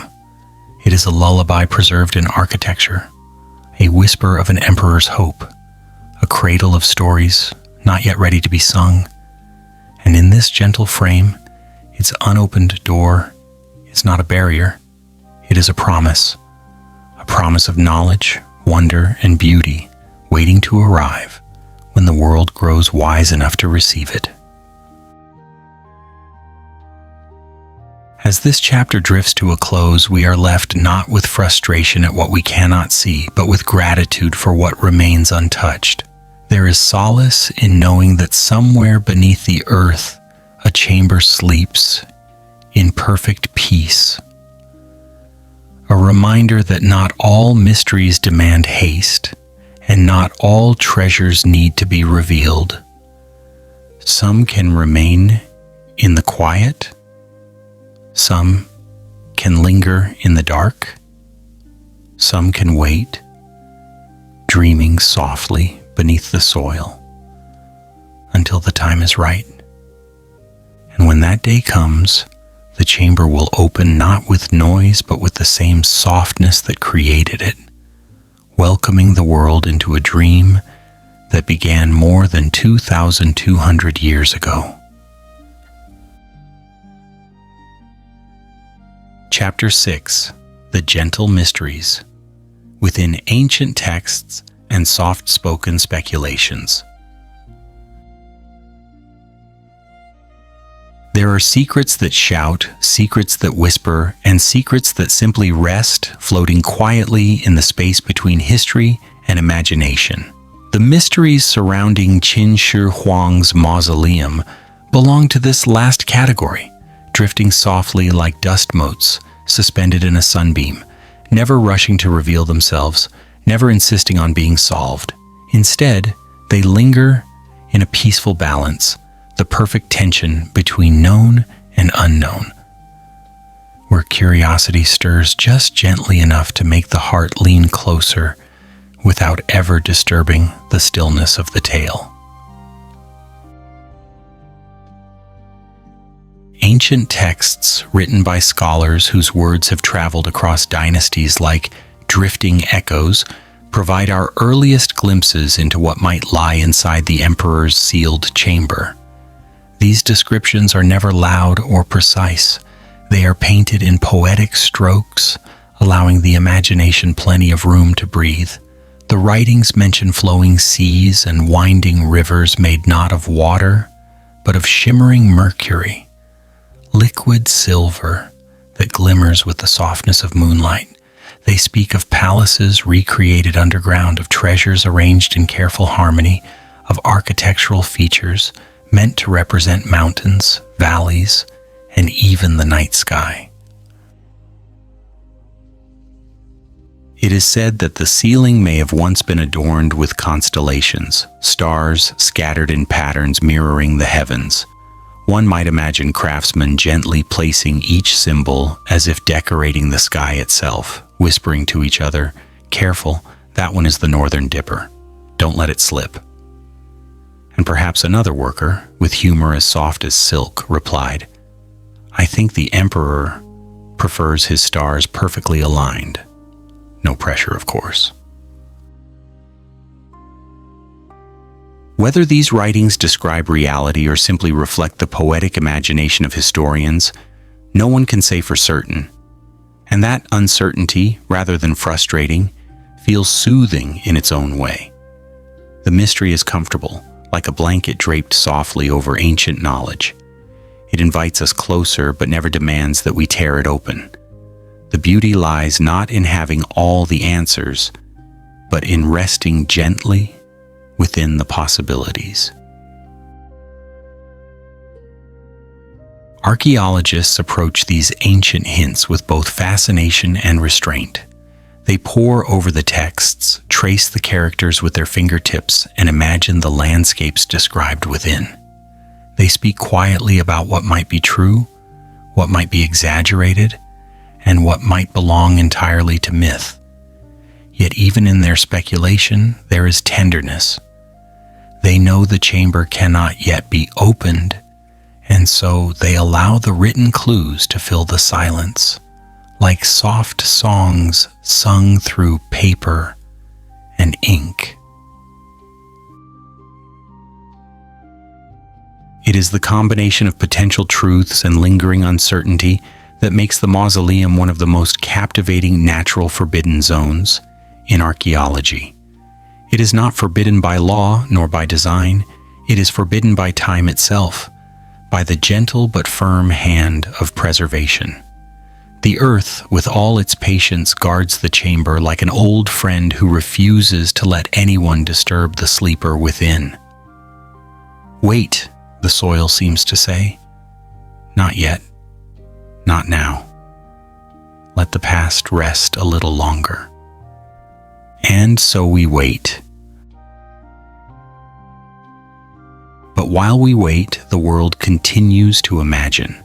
Speculation becomes a kind of soft art, a way of weaving dreams around the edges of known facts. Historians, archaeologists, and curious minds alike find themselves drifting into what-ifs, floating through decades of research and millennia of mystery, with the ease of a leaf gliding down a calm river. Their theories are not rigid structures, they are clouds, shifting and forming gently in the sky of collective curiosity. Some believe that the chamber's contents remain perfectly preserved, untouched by time thanks to the airtight construction. They imagine bright colors still clinging to artifacts, fabrics maintained in quiet darkness, metals gleaming faintly like stars asleep. Others speculate that decay, subtle and slow, has woven itself through the room, softening edges, fading pigments, and turning once sharp objects into relics that hum with the music of centuries. Then there are those who think the stories of Mercury rivers are metaphors, symbols of imperial grandeur rather than literal engineering. But modern soil samples whisper another possibility. Elevated mercury levels surround the chamber, hinting that the rivers might be more than legend. Whether the mercury flowed or simply shimmered in pools, the thought alone brings a soft thrill of wonder. Imagine standing at the sealed threshold, feeling the ancient cold breath of the earth pressing gently against your skin. You cannot see what lies within, but you can sense it. A world preserved in darkness, wrapped in time, humming with stories not yet ready to be told. It is like standing before a beautifully wrapped gift from another age, one that no one dares to open for fear of breaking its magic. And truly, the magic is real. If the chamber were opened too soon, the sudden rush of air, too harsh, too modern, too quick, could erase treasures that have survived for thousands of years. Pigments might vanish, organic materials might crumble, metals could tarnish, clay could shift, fabrics could fade in an instant. And so archaeologists, despite all their curiosity, step back with respect. They let the chamber remain not a puzzle to be solved, but a lullaby to be listened to from a distance. In this gentle retelling, even time itself seems protective. It wraps the chamber in darkness, softens its angles, thickens the air within.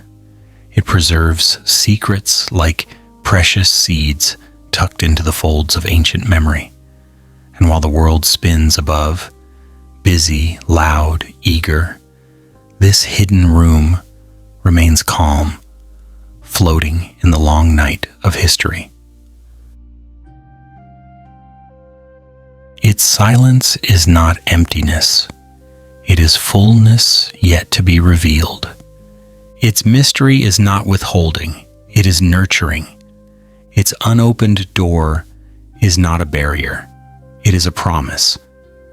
And perhaps the most comforting part of all is this: the mystery will open someday, but only when the world is ready, only when knowledge can meet curiosity without harm, only when technology can cradle the past rather than disturb it.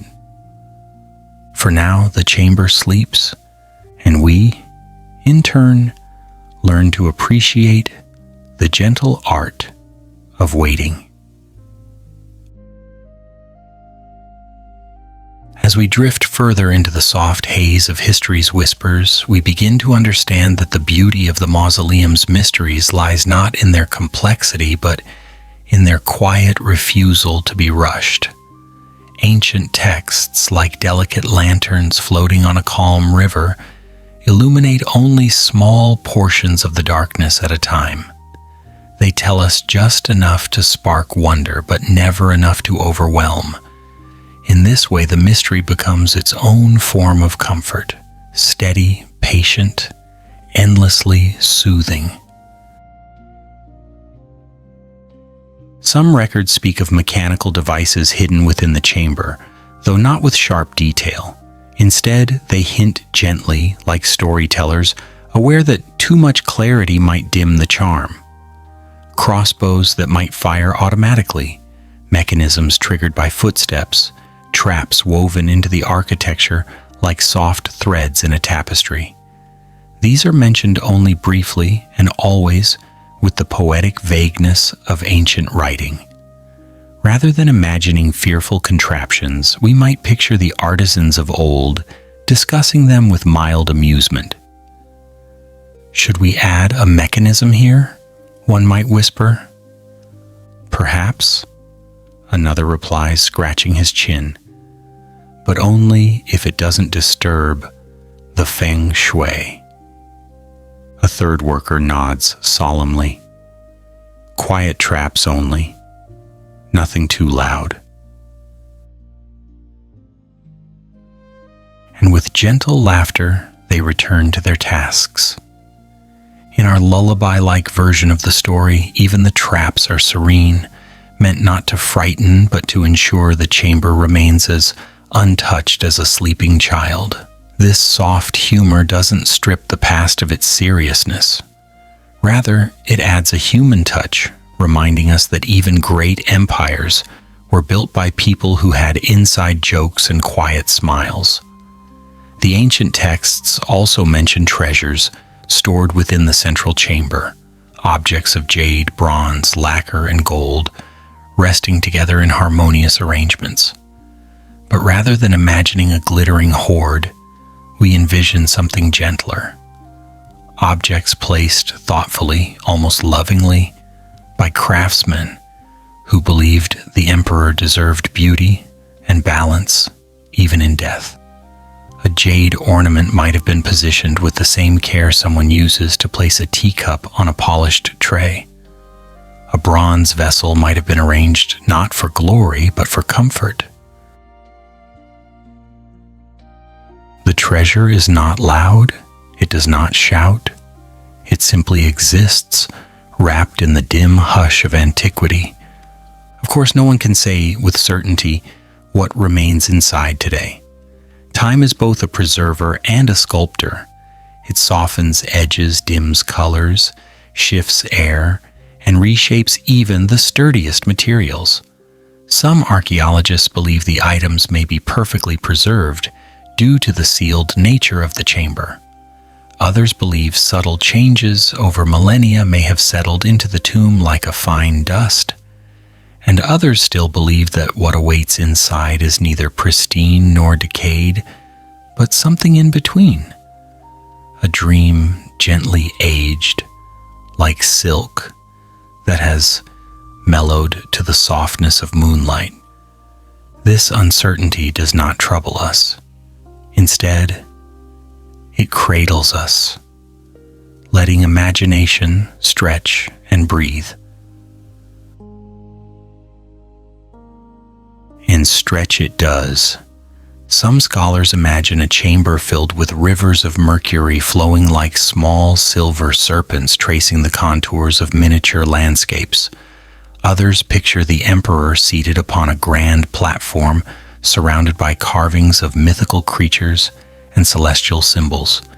Some imagine star maps above, some imagine solemn statues, and some imagine a subtle interplay of light and shadow untouched since Huang took his final breath.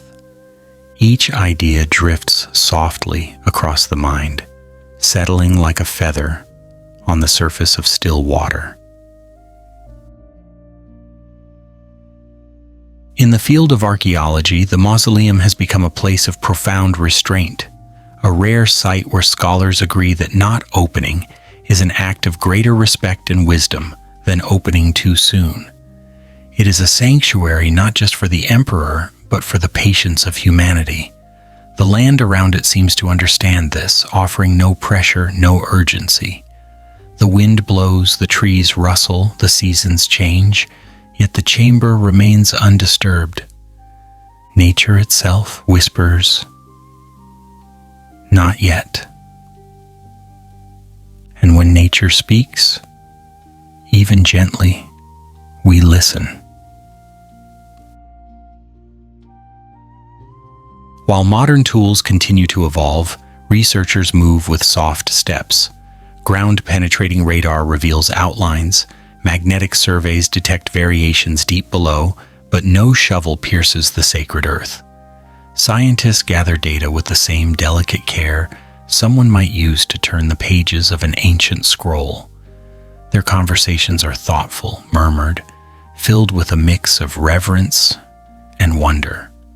One can imagine them standing at the site, their voices barely rising above a whisper. When the time comes, we must be ready. We need techniques that breathe as gently as the chamber does. We must approach with humility, This approach transforms archaeology into something almost spiritual, not in a religious sense, but in the way it teaches us to move slowly, breathe gently, and appreciate the significance of waiting. The unopened chamber thus becomes a mirror, reflecting our own relationship with curiosity. We are drawn to it, yet we understand the importance of restraint. We long to know more, yet we cherish the silence surrounding it. In a world filled with noise and haste, the mausoleum offers an oasis of stillness, a reminder that mystery can be soothing rather than frustrating. And so the ancient chamber remains one of history's softest enigmas, a place where knowledge ends and imagination begins, a place where the past is held not by walls but by time itself, a place that hums quietly beneath the soil, carrying stories not yet ready to rise into the air. As this chapter draws to its gentle close, we step back from the sealed doorway, feeling its serene presence lingering like the final note of a lullaby. We sense the patience within, the harmony of preserved dreams, the dignity of secrets allowed to rest. And we understand, perhaps more deeply than before, that some wonders do not need to burst open to be appreciated. Some wonders shine best in the dark. Some stories bloom more softly when untold. Some mysteries offer their greatest comfort simply by remaining mysteries. And so the chamber sleeps on, wrapped in silence, wrapped in earth, wrapped in time, waiting, always waiting, with the quiet confidence of something that knows the world will return when it is truly ready. Chapter 7. Other Great Works of the Qin Era and the Gentle Landscape surrounding the mausoleum's construction. If one closes their eyes and listens carefully, it is almost possible to hear the distant hum of an ancient world in motion, a world not rushed, not frantic, but moving with the slow, steady determination of countless hands shaping a nation. During the long decades when the mausoleum of Huang was rising quietly beneath the earth, the rest of the Qin Empire was equally busy, unfolding its own grand ambitions across the landscape of early China. Yet nothing about this era feels hurried in our retelling. Everything drifts like a soft melody, a gentle chorus of construction echoing over mountains, rivers, and plains. The Qin dynasty, though known for its strict laws and organized administration, also possessed a curious sense of rhythm, as though all its great projects were synchronized to an ancient lullaby. Roads extended outward like carefully drawn lines. Borders tightened with calm certainty. And across the empire, monumental constructions emerged, each contributing to the empire's unity, each reflecting the same desire for order and permanence that shaped the emperor's underground palace. Among the greatest of these works was the Great Wall, or at least the early foundations of it. Not the enormous stone structure known today, but long stretches of rammed earth fortifications pressing gently across the northern horizons. These walls did not rise overnight. They grew slowly like mountains deciding to stretch just a little farther. Workers tamped the earth in steady rhythms: step, lift, press, step, lift, press, until the soil hardened into firm layers. If you listened closely back then, you might have heard the soft thump of thousands of tamper tools merging into a long, earthy heartbeat. In our soothing version of history, the workers chatted quietly as they pressed the soil. "Do you think this wall will last?" "At least until lunchtime," another joked gently. "Well then," a third murmured, "let's build it steady so it lasts a little longer than that." And so they did. Not far from the territories touched by the wall's shadow, another great project flowed across the landscape, the Link Canal, a graceful ribbon of water carved by human intention. This canal connected two major river systems, allowing boats to glide peacefully from one region to another. Whereas some empires built monuments of stone, the Qin built monuments of motion, channels through which water could hum its ancient tune. The canal had to be cut, shaped, lined, and coaxed into its final form. Workers guided the river as gently as one might guide a child learning to walk. The water, once freed into its new path, must have murmured with delight, slipping along its carved banks with the soft gurgle of a lullaby. Even today, historians admire the canal as one of the earliest feats of hydraulic engineering in China, though in our softer retelling, it feels more like a long, shimmering breath that the earth released under careful guidance. Closer to the political heart of Qin, the emperor commissioned the Apang Palace, a sprawling architectural dream that was meant to demonstrate the empire's grandeur. Though much of it was never completed, the palace as envisioned would have stretched across the land like a sleeping phoenix. Wide wings, tall halls, elegant corridors. Some say its roof beams were designed to be so long that people wondered aloud how forests could have grown enough trees to support them. In the dreamy tone we lean into here, one carpenter might have sighed softly while measuring a beam. "This is quite long." Another nodded. "Long enough to shade a village." A third shrugged gently. "If the emperor wants a palace that can whisper to the mountains, I suppose we must keep building." And they did. Slowly, steadily, layer by layer, though the full dream would remain unrealized. Together, these projects created a unique backdrop during the decades when the mausoleum was also taking shape. Across the empire, tools tapped, footsteps shuffled, workers murmured, and plans unfolded. Yet none of this felt chaotic. In our lullaby-like retelling, the Qin Empire was a land where construction flowed like a calm tide. Everything was built with the quiet certainty of people who believed deeply in structure, order, and endurance. The mausoleum fit perfectly within this atmosphere. It was not just another project. It was the empire's symbolic anchor, its deepest, most hidden expression of permanence. While the Great Wall stretched across the northern winds and the Link Canal glided beneath the southern sun, the mausoleum sank into the earth like a seed of eternity. Its construction mirrored the empire's philosophy: slow, steady, deliberate.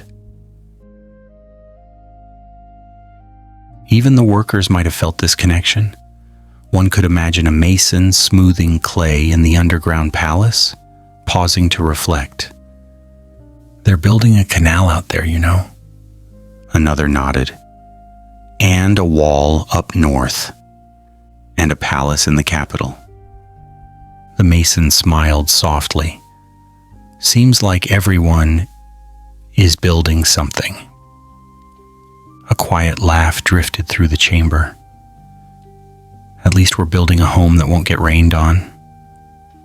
It was a time of immense activity, yet strangely peaceful in its overall rhythm. No engines roared, no modern machines buzzed, only the soft percussion of ancient tools and the gentle murmur of human conversation threaded through the air. All these constructions worked together: roads, canals, walls, palaces, and the mausoleum, quietly growing underground, mirrored the empire above, organized, ambitious, unwavering. The entire Qin world seemed to hum with a single intention: to shape the land into order, both above and below the surface. And through this serene dance of construction, the mausoleum became not only a resting place, but a symbol, a whisper of the era's dreams, carved in earth instead of spoken aloud. As the decades unfolded, the Qin dynasty found itself living inside a grand symphony of construction, each project playing its own soft instrument, each shaping the empire in steady, unhurried rhythms. The Great Wall hummed along the northern edges, the Link Canal whispered through the southern rivers, the Apang Palace exhaled dreams across the capital, and beneath all of this, the Emperor's mausoleum rested like a deep, steady drumbeat beneath the surface of the earth. The ambiance of the empire must have felt unusual, almost surreal. Imagine traveling through Qin territory during that era. No matter where you went, you would hear the sounds of construction, not the clamor we associate with modern building sites, but gentle, repetitive patterns. Wooden mallets tapping in the distance, the soft scrape of soil being packed, the faint rumble of carts carrying stone blocks, workers speaking quietly, their conversations blending into the rhythms of their tasks.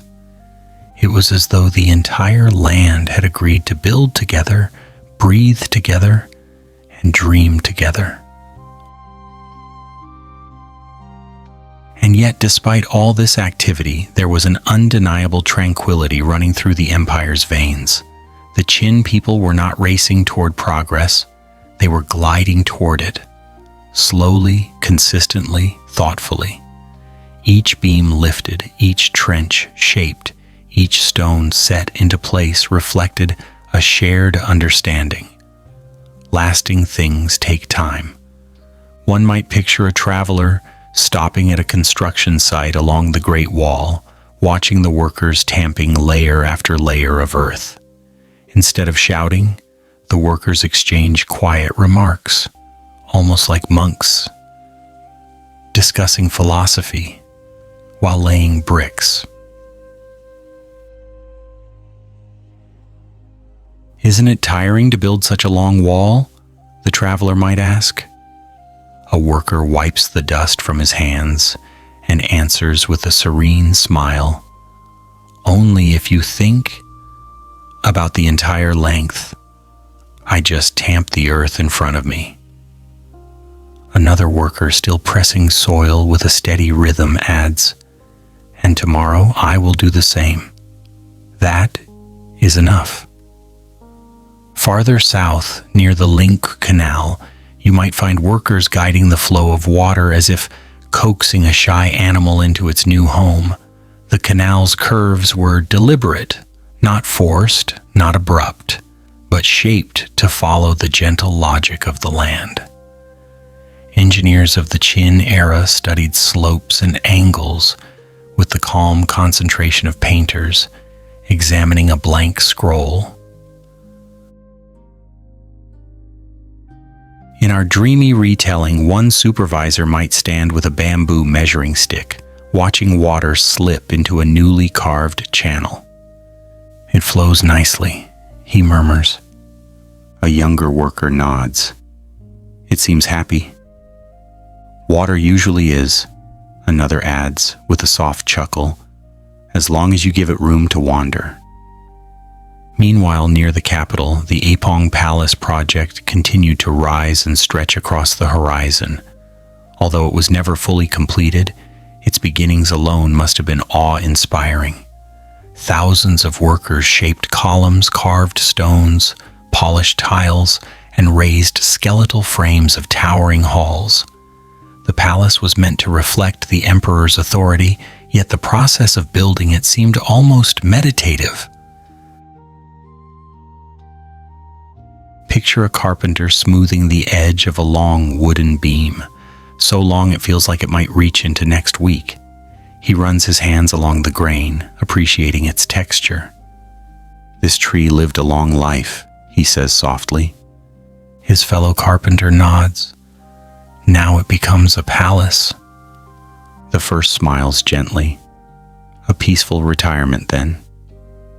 These small, quiet exchanges give life to an era often described in terms of discipline and rigor. Yet behind the strict system was a world filled with simple human moments, moments of humor, reflection, and shared purpose. All the while beneath the earth, the mausoleum took shape in serene parallel.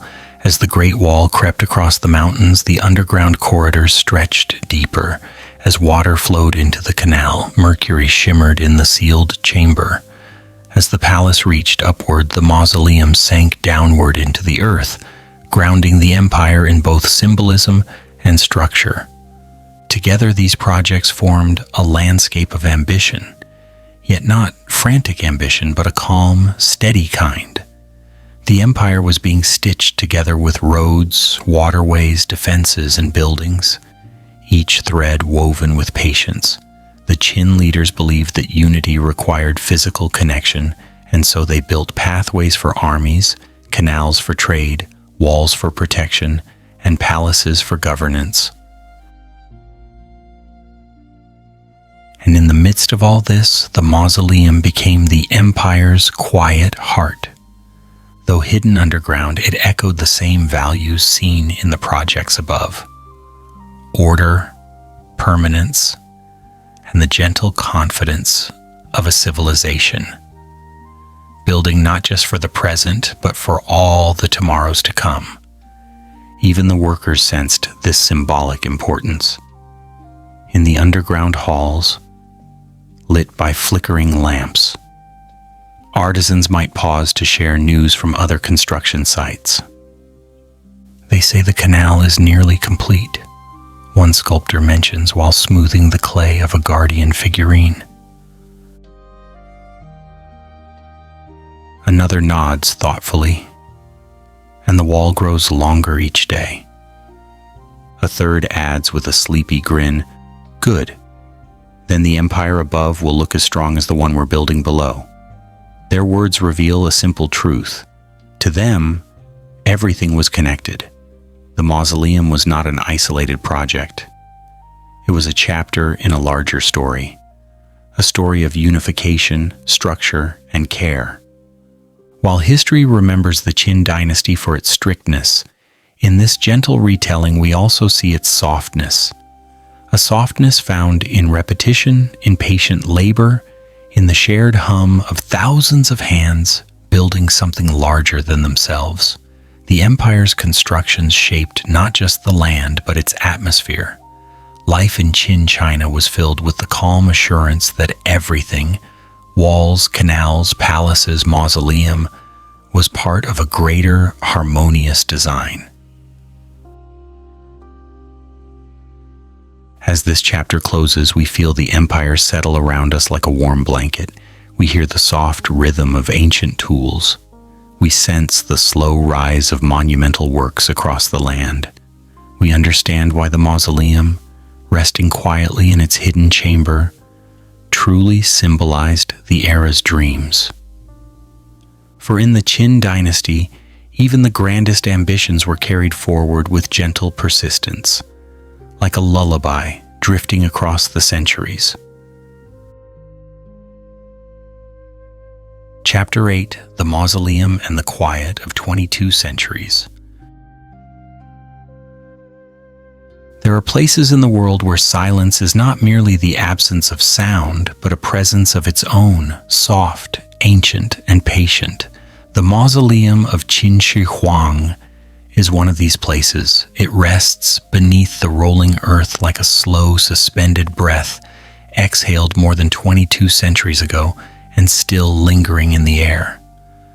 Though UNESCO recognizes it as a World Cultural Heritage Site, in the gentle tone of this sleepy tale, we do not see it as a monument or a marvel.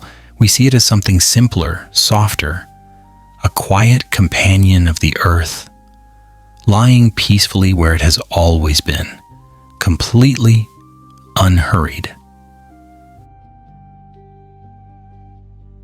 Above the ground, the world shifts endlessly. Dynasties fall, cities rise, automobiles hum, satellites glide through the sky. But below, the mausoleum does not mind. It does not blink. It does not stir. It remains content in its long slumber, wrapped in the soft soil of Shanxi, like a blanket drawn up during a cool night. Even the Terracotta Warriors, adorned with expressions gentle, stern, or quietly amused, seem to whisper to one another. Another century already? My, how time flies when you're not moving. In the hush of this ancient world, everything feels softened around the edges. The great architecture, which once required hundreds of thousands of hands to build, is no longer loud with activity. Its grandeur appears instead like a faint silhouette resting in the shadows. Massive, yes, but calm, polite, almost shy. The tunnels that stretch beneath the field resemble the dark corridors of a sleeping mind, full of memories but too drowsy to share them. The chambers, once filled with planning, tools, and countless footsteps, now embrace the kind of silence that settles only after centuries. Perhaps the most enchanting part is that the mausoleum has never rushed to reveal its secrets. The central tomb remains sealed, as if politely telling archaeologists, "Thank you for your curiosity, but I'm still resting." Even advanced tools and eager scholars pause respectfully at its threshold. The earth itself seems to murmur, "Not yet," in a tone so soft you might mistake it for wind brushing through grass. And so, the mysteries remain intact. Gently, pleasantly, peacefully intact. But these mysteries do not frighten. They do not loom or overwhelm. Instead, they float around the mausoleum like drowsy fireflies, illuminating just enough for curiosity to feel warm rather than restless. The terracotta soldiers, the underground palace, the whispered rumors of mercury rivers, the carved ceilings said to hold stars, each is a small flicker in the dark, offering hints without insisting on answers. The mausoleum's quiet appeal lies partly in this balance. Just mysterious enough to spark wonder, just peaceful enough to soothe the mind. One might imagine visitors standing at the edge of the site today, gazing gently across the fields. The museum buildings hum quietly behind them. A breeze drifts through tall grass. Somewhere underground, layers of earth soften the weight of history. If the visitors listen carefully, they might even hear a whisper of ancient footsteps. Light, rhythmic, drifting like a memory of those who once built this enormous resting place. But in our lullaby-told story, those footsteps are not echoes of labor. They are echoes of calm. The workers move with patience, resting between each step. The architects nod thoughtfully, as if designing a dream rather than a tomb. Even Huang himself, often remembered as stern and relentless, becomes a quieter figure here. A man dreaming of unity, drifting into stillness, allowing time to wrap around him like a shawl.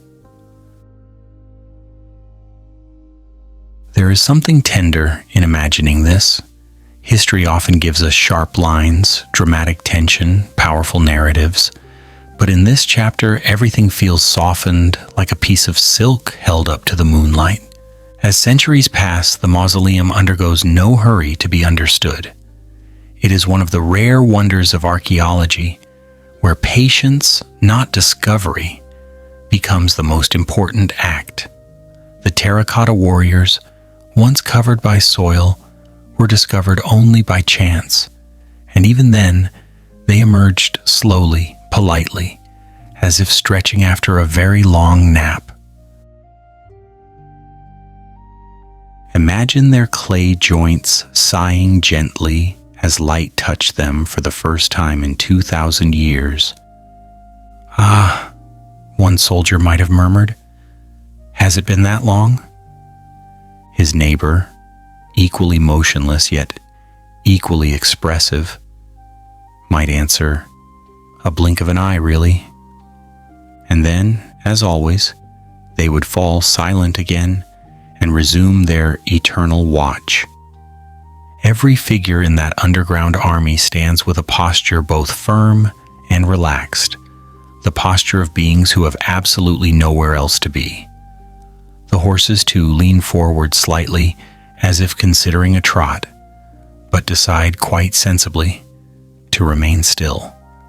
After all, in a world that has waited for 22 centuries, what difference does one more moment make?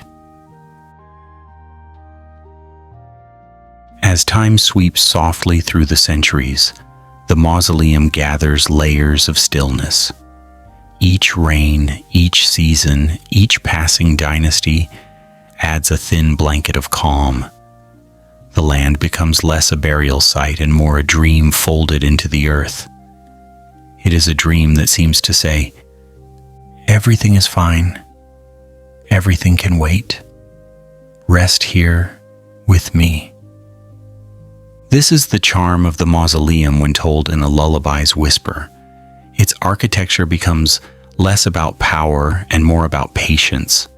Its mysteries become less about puzzles and more about poetry. Its presence becomes less an enigma and more a sanctuary, one where the mind drifts softly like a leaf following the slow current of a river. And as we drift forward into the final pages of this chapter, the mausoleum prepares to settle again. The warriors soften their expressions, the corridors grow dimmer, the underground palace nestles into darkness, and everything begins to fade gently into the hush that has always defined it. As the centuries continued to drift past like soft clouds rolling across a gentle sky, the mausoleum lay unchanged beneath the earth, as though the passage of time were merely a distant melody it had chosen not to listen to. Dynasties marched across history with the rise and fall of tides. Emperors came and went, scholars debated, poets wrote, farmers plowed fields above the sleeping tomb, but none of these movements stirred the stillness beneath. The mausoleum remained content to lie in its place, wrapped in layers of patience that no storm or conquest could disturb. Above it, sunlight warmed the soil in spring, while snow blanketed it in winter.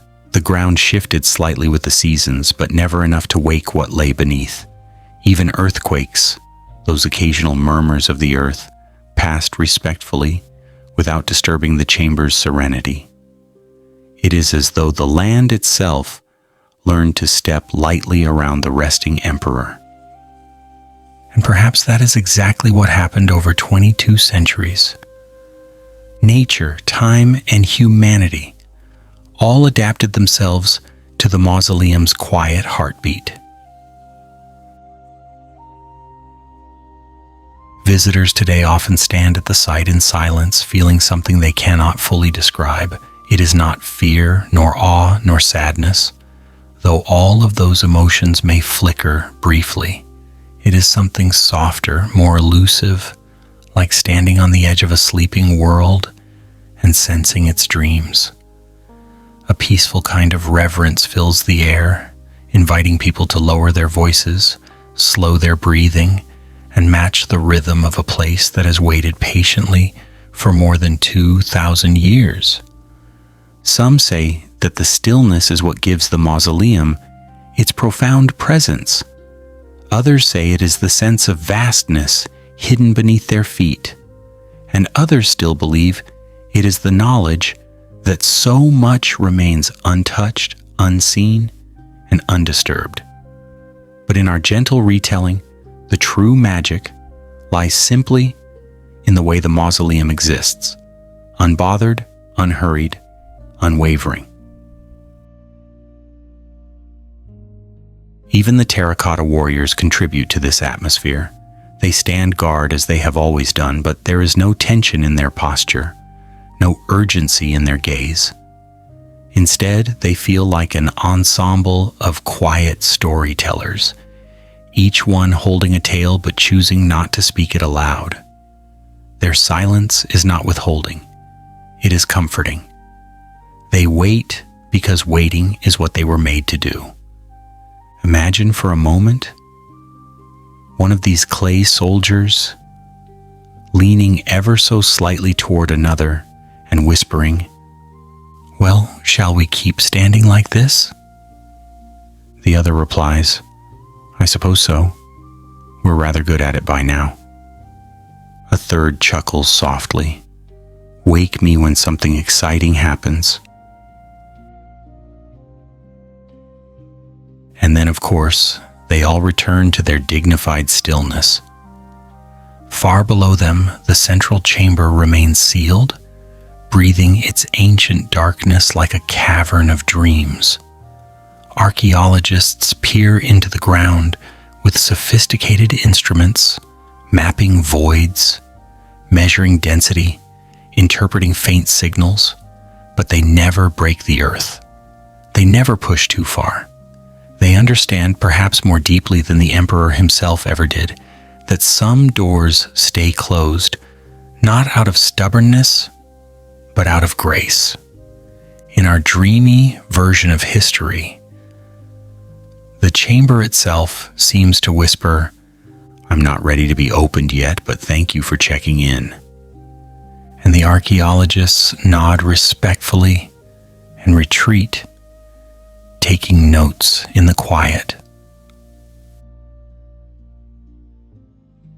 There is something profoundly soothing about this mutual understanding between the living and the long departed.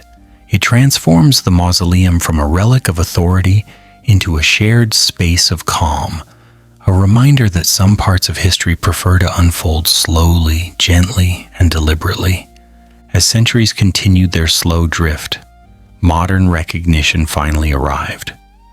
UNESCO declared the mausoleum a World Cultural Heritage Site in 1987, acknowledging its immense cultural and historical value. But even then, the tone surrounding the announcement felt reverent rather than triumphant. Scholars did not shout the news, they spoke it with a sense of wonder. The world did not rush to dig open the chamber, it responded with thoughtful preservation. For the first time in centuries, humanity collectively agreed with the wisdom of the soil. And so the mausoleum remained exactly where it wanted to be, quiet, peaceful, waiting. In this soft landscape of thought, the mausoleum becomes less a tomb and more a gentle reminder of time's unfathomable depth. It teaches that history is not always loud. Sometimes it hums, sometimes it rests, sometimes it drifts like a feather through the centuries. Even the mystery, which often inspires urgency and human curiosity, feels gentle here. It does not demand to be solved. It does not press against the mind. It simply invites the imagination to stroll around its edges like someone wandering slowly along a lakeside at dusk. What lies within the unopened chamber? Will the mercury rivers shimmer like moonlit water? Will the ceilings truly reflect constellations? Will treasures rest peacefully in their original positions, untouched by time? No one knows. And in this lullaby of history, no one needs to know. Not yet. The beauty of the mausoleum is that it reminds us that questions can be soft and answers can arrive slowly. As this chapter comes to a close, we return gently to the beginning, to the hills of Shanxi, to the sigh of wind across the fields, to the underground palace wrapped in darkness and time. The Terracotta Warriors resume their quiet vigil. The tunnels settle back into shadow. The earth folds its ancient arms around the sleeping emperor, and the mausoleum, having shared only the faintest whisper of its long existence, drifts once more into silence. It has waited 22 centuries. It can wait a little longer. And as we imagine this timeless rest, the calm of the mausoleum slips softly into our own breathing, guiding us toward a gentler rhythm, one where history soothes rather than stirs, where mystery comforts rather than puzzles, and where even the grandest wonders of the world can feel like lullabies. In this final hush, the mausoleum sleeps. And perhaps, just for a moment, we sleep with it. A great and mysterious wonder of humanity. The Mausoleum of Qin Shi Huang, a gentle reflection on its creation and eternal mysteries.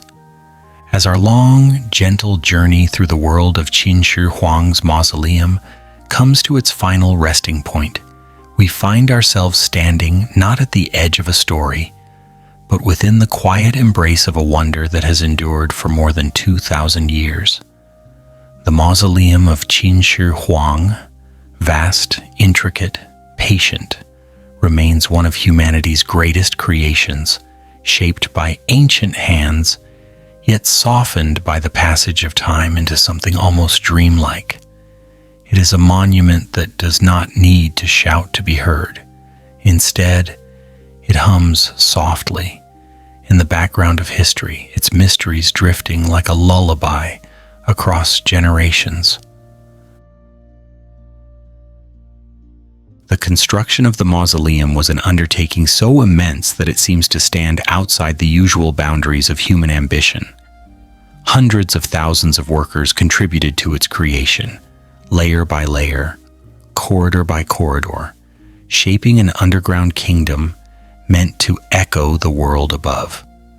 And yet, when we picture this monumental labor through a quiet, sleepy lens, it becomes something else, not just a feat of engineering, but a testament to patience, rhythm, and the serene determination of people who worked not in haste, but in harmony.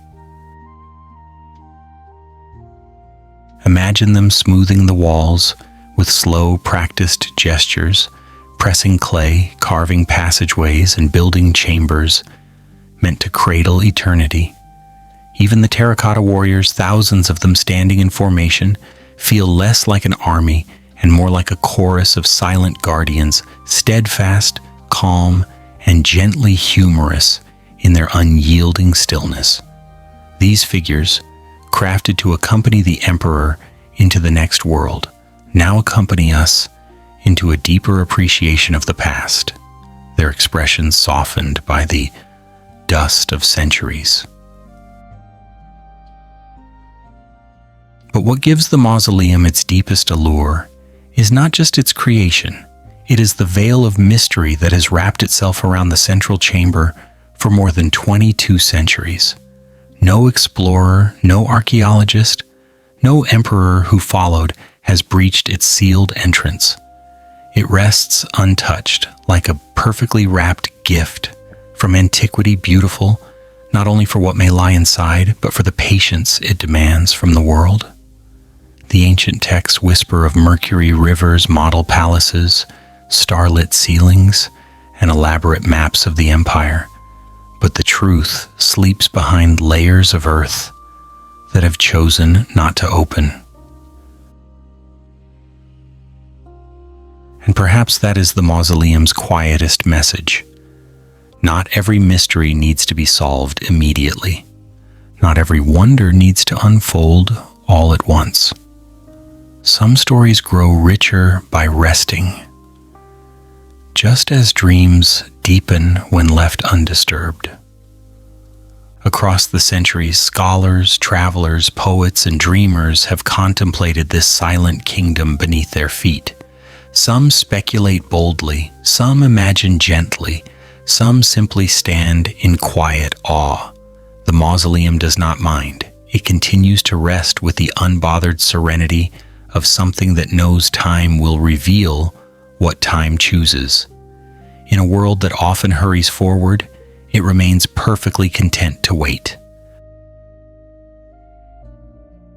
And in this patient waiting, we discover its greatest lesson, that beauty, mystery, and craftsmanship can coexist peacefully in stillness. As we close this chapter, this final soft exhale of our long exploration, we allow the Terracotta Warriors to return to their unbroken watch. The underground halls fade back into silence. The shadows settle softly along the earthen walls, and the Emperor's chamber continues its timeless sleep, wrapped in darkness, secrecy, and the gentle hum of history. The mausoleum of Huang stands and always will stand as one of humanity's most extraordinary wonders, a masterpiece of construction, a cradle of ancient dreams, and a guardian of mysteries that drift calmly beyond the reach of certainty. It reminds us that the past is not gone. It merely sleeps beneath our feet, waiting for us to listen softly enough to hear it. And now, as the final words settle like quiet dust upon this story, may your thoughts drift gently, your breath slow, and your mind sink into its own peaceful rest. Thank you for wandering through this ancient dream. Good night, and may your sleep be as calm and timeless as the mausoleum itself.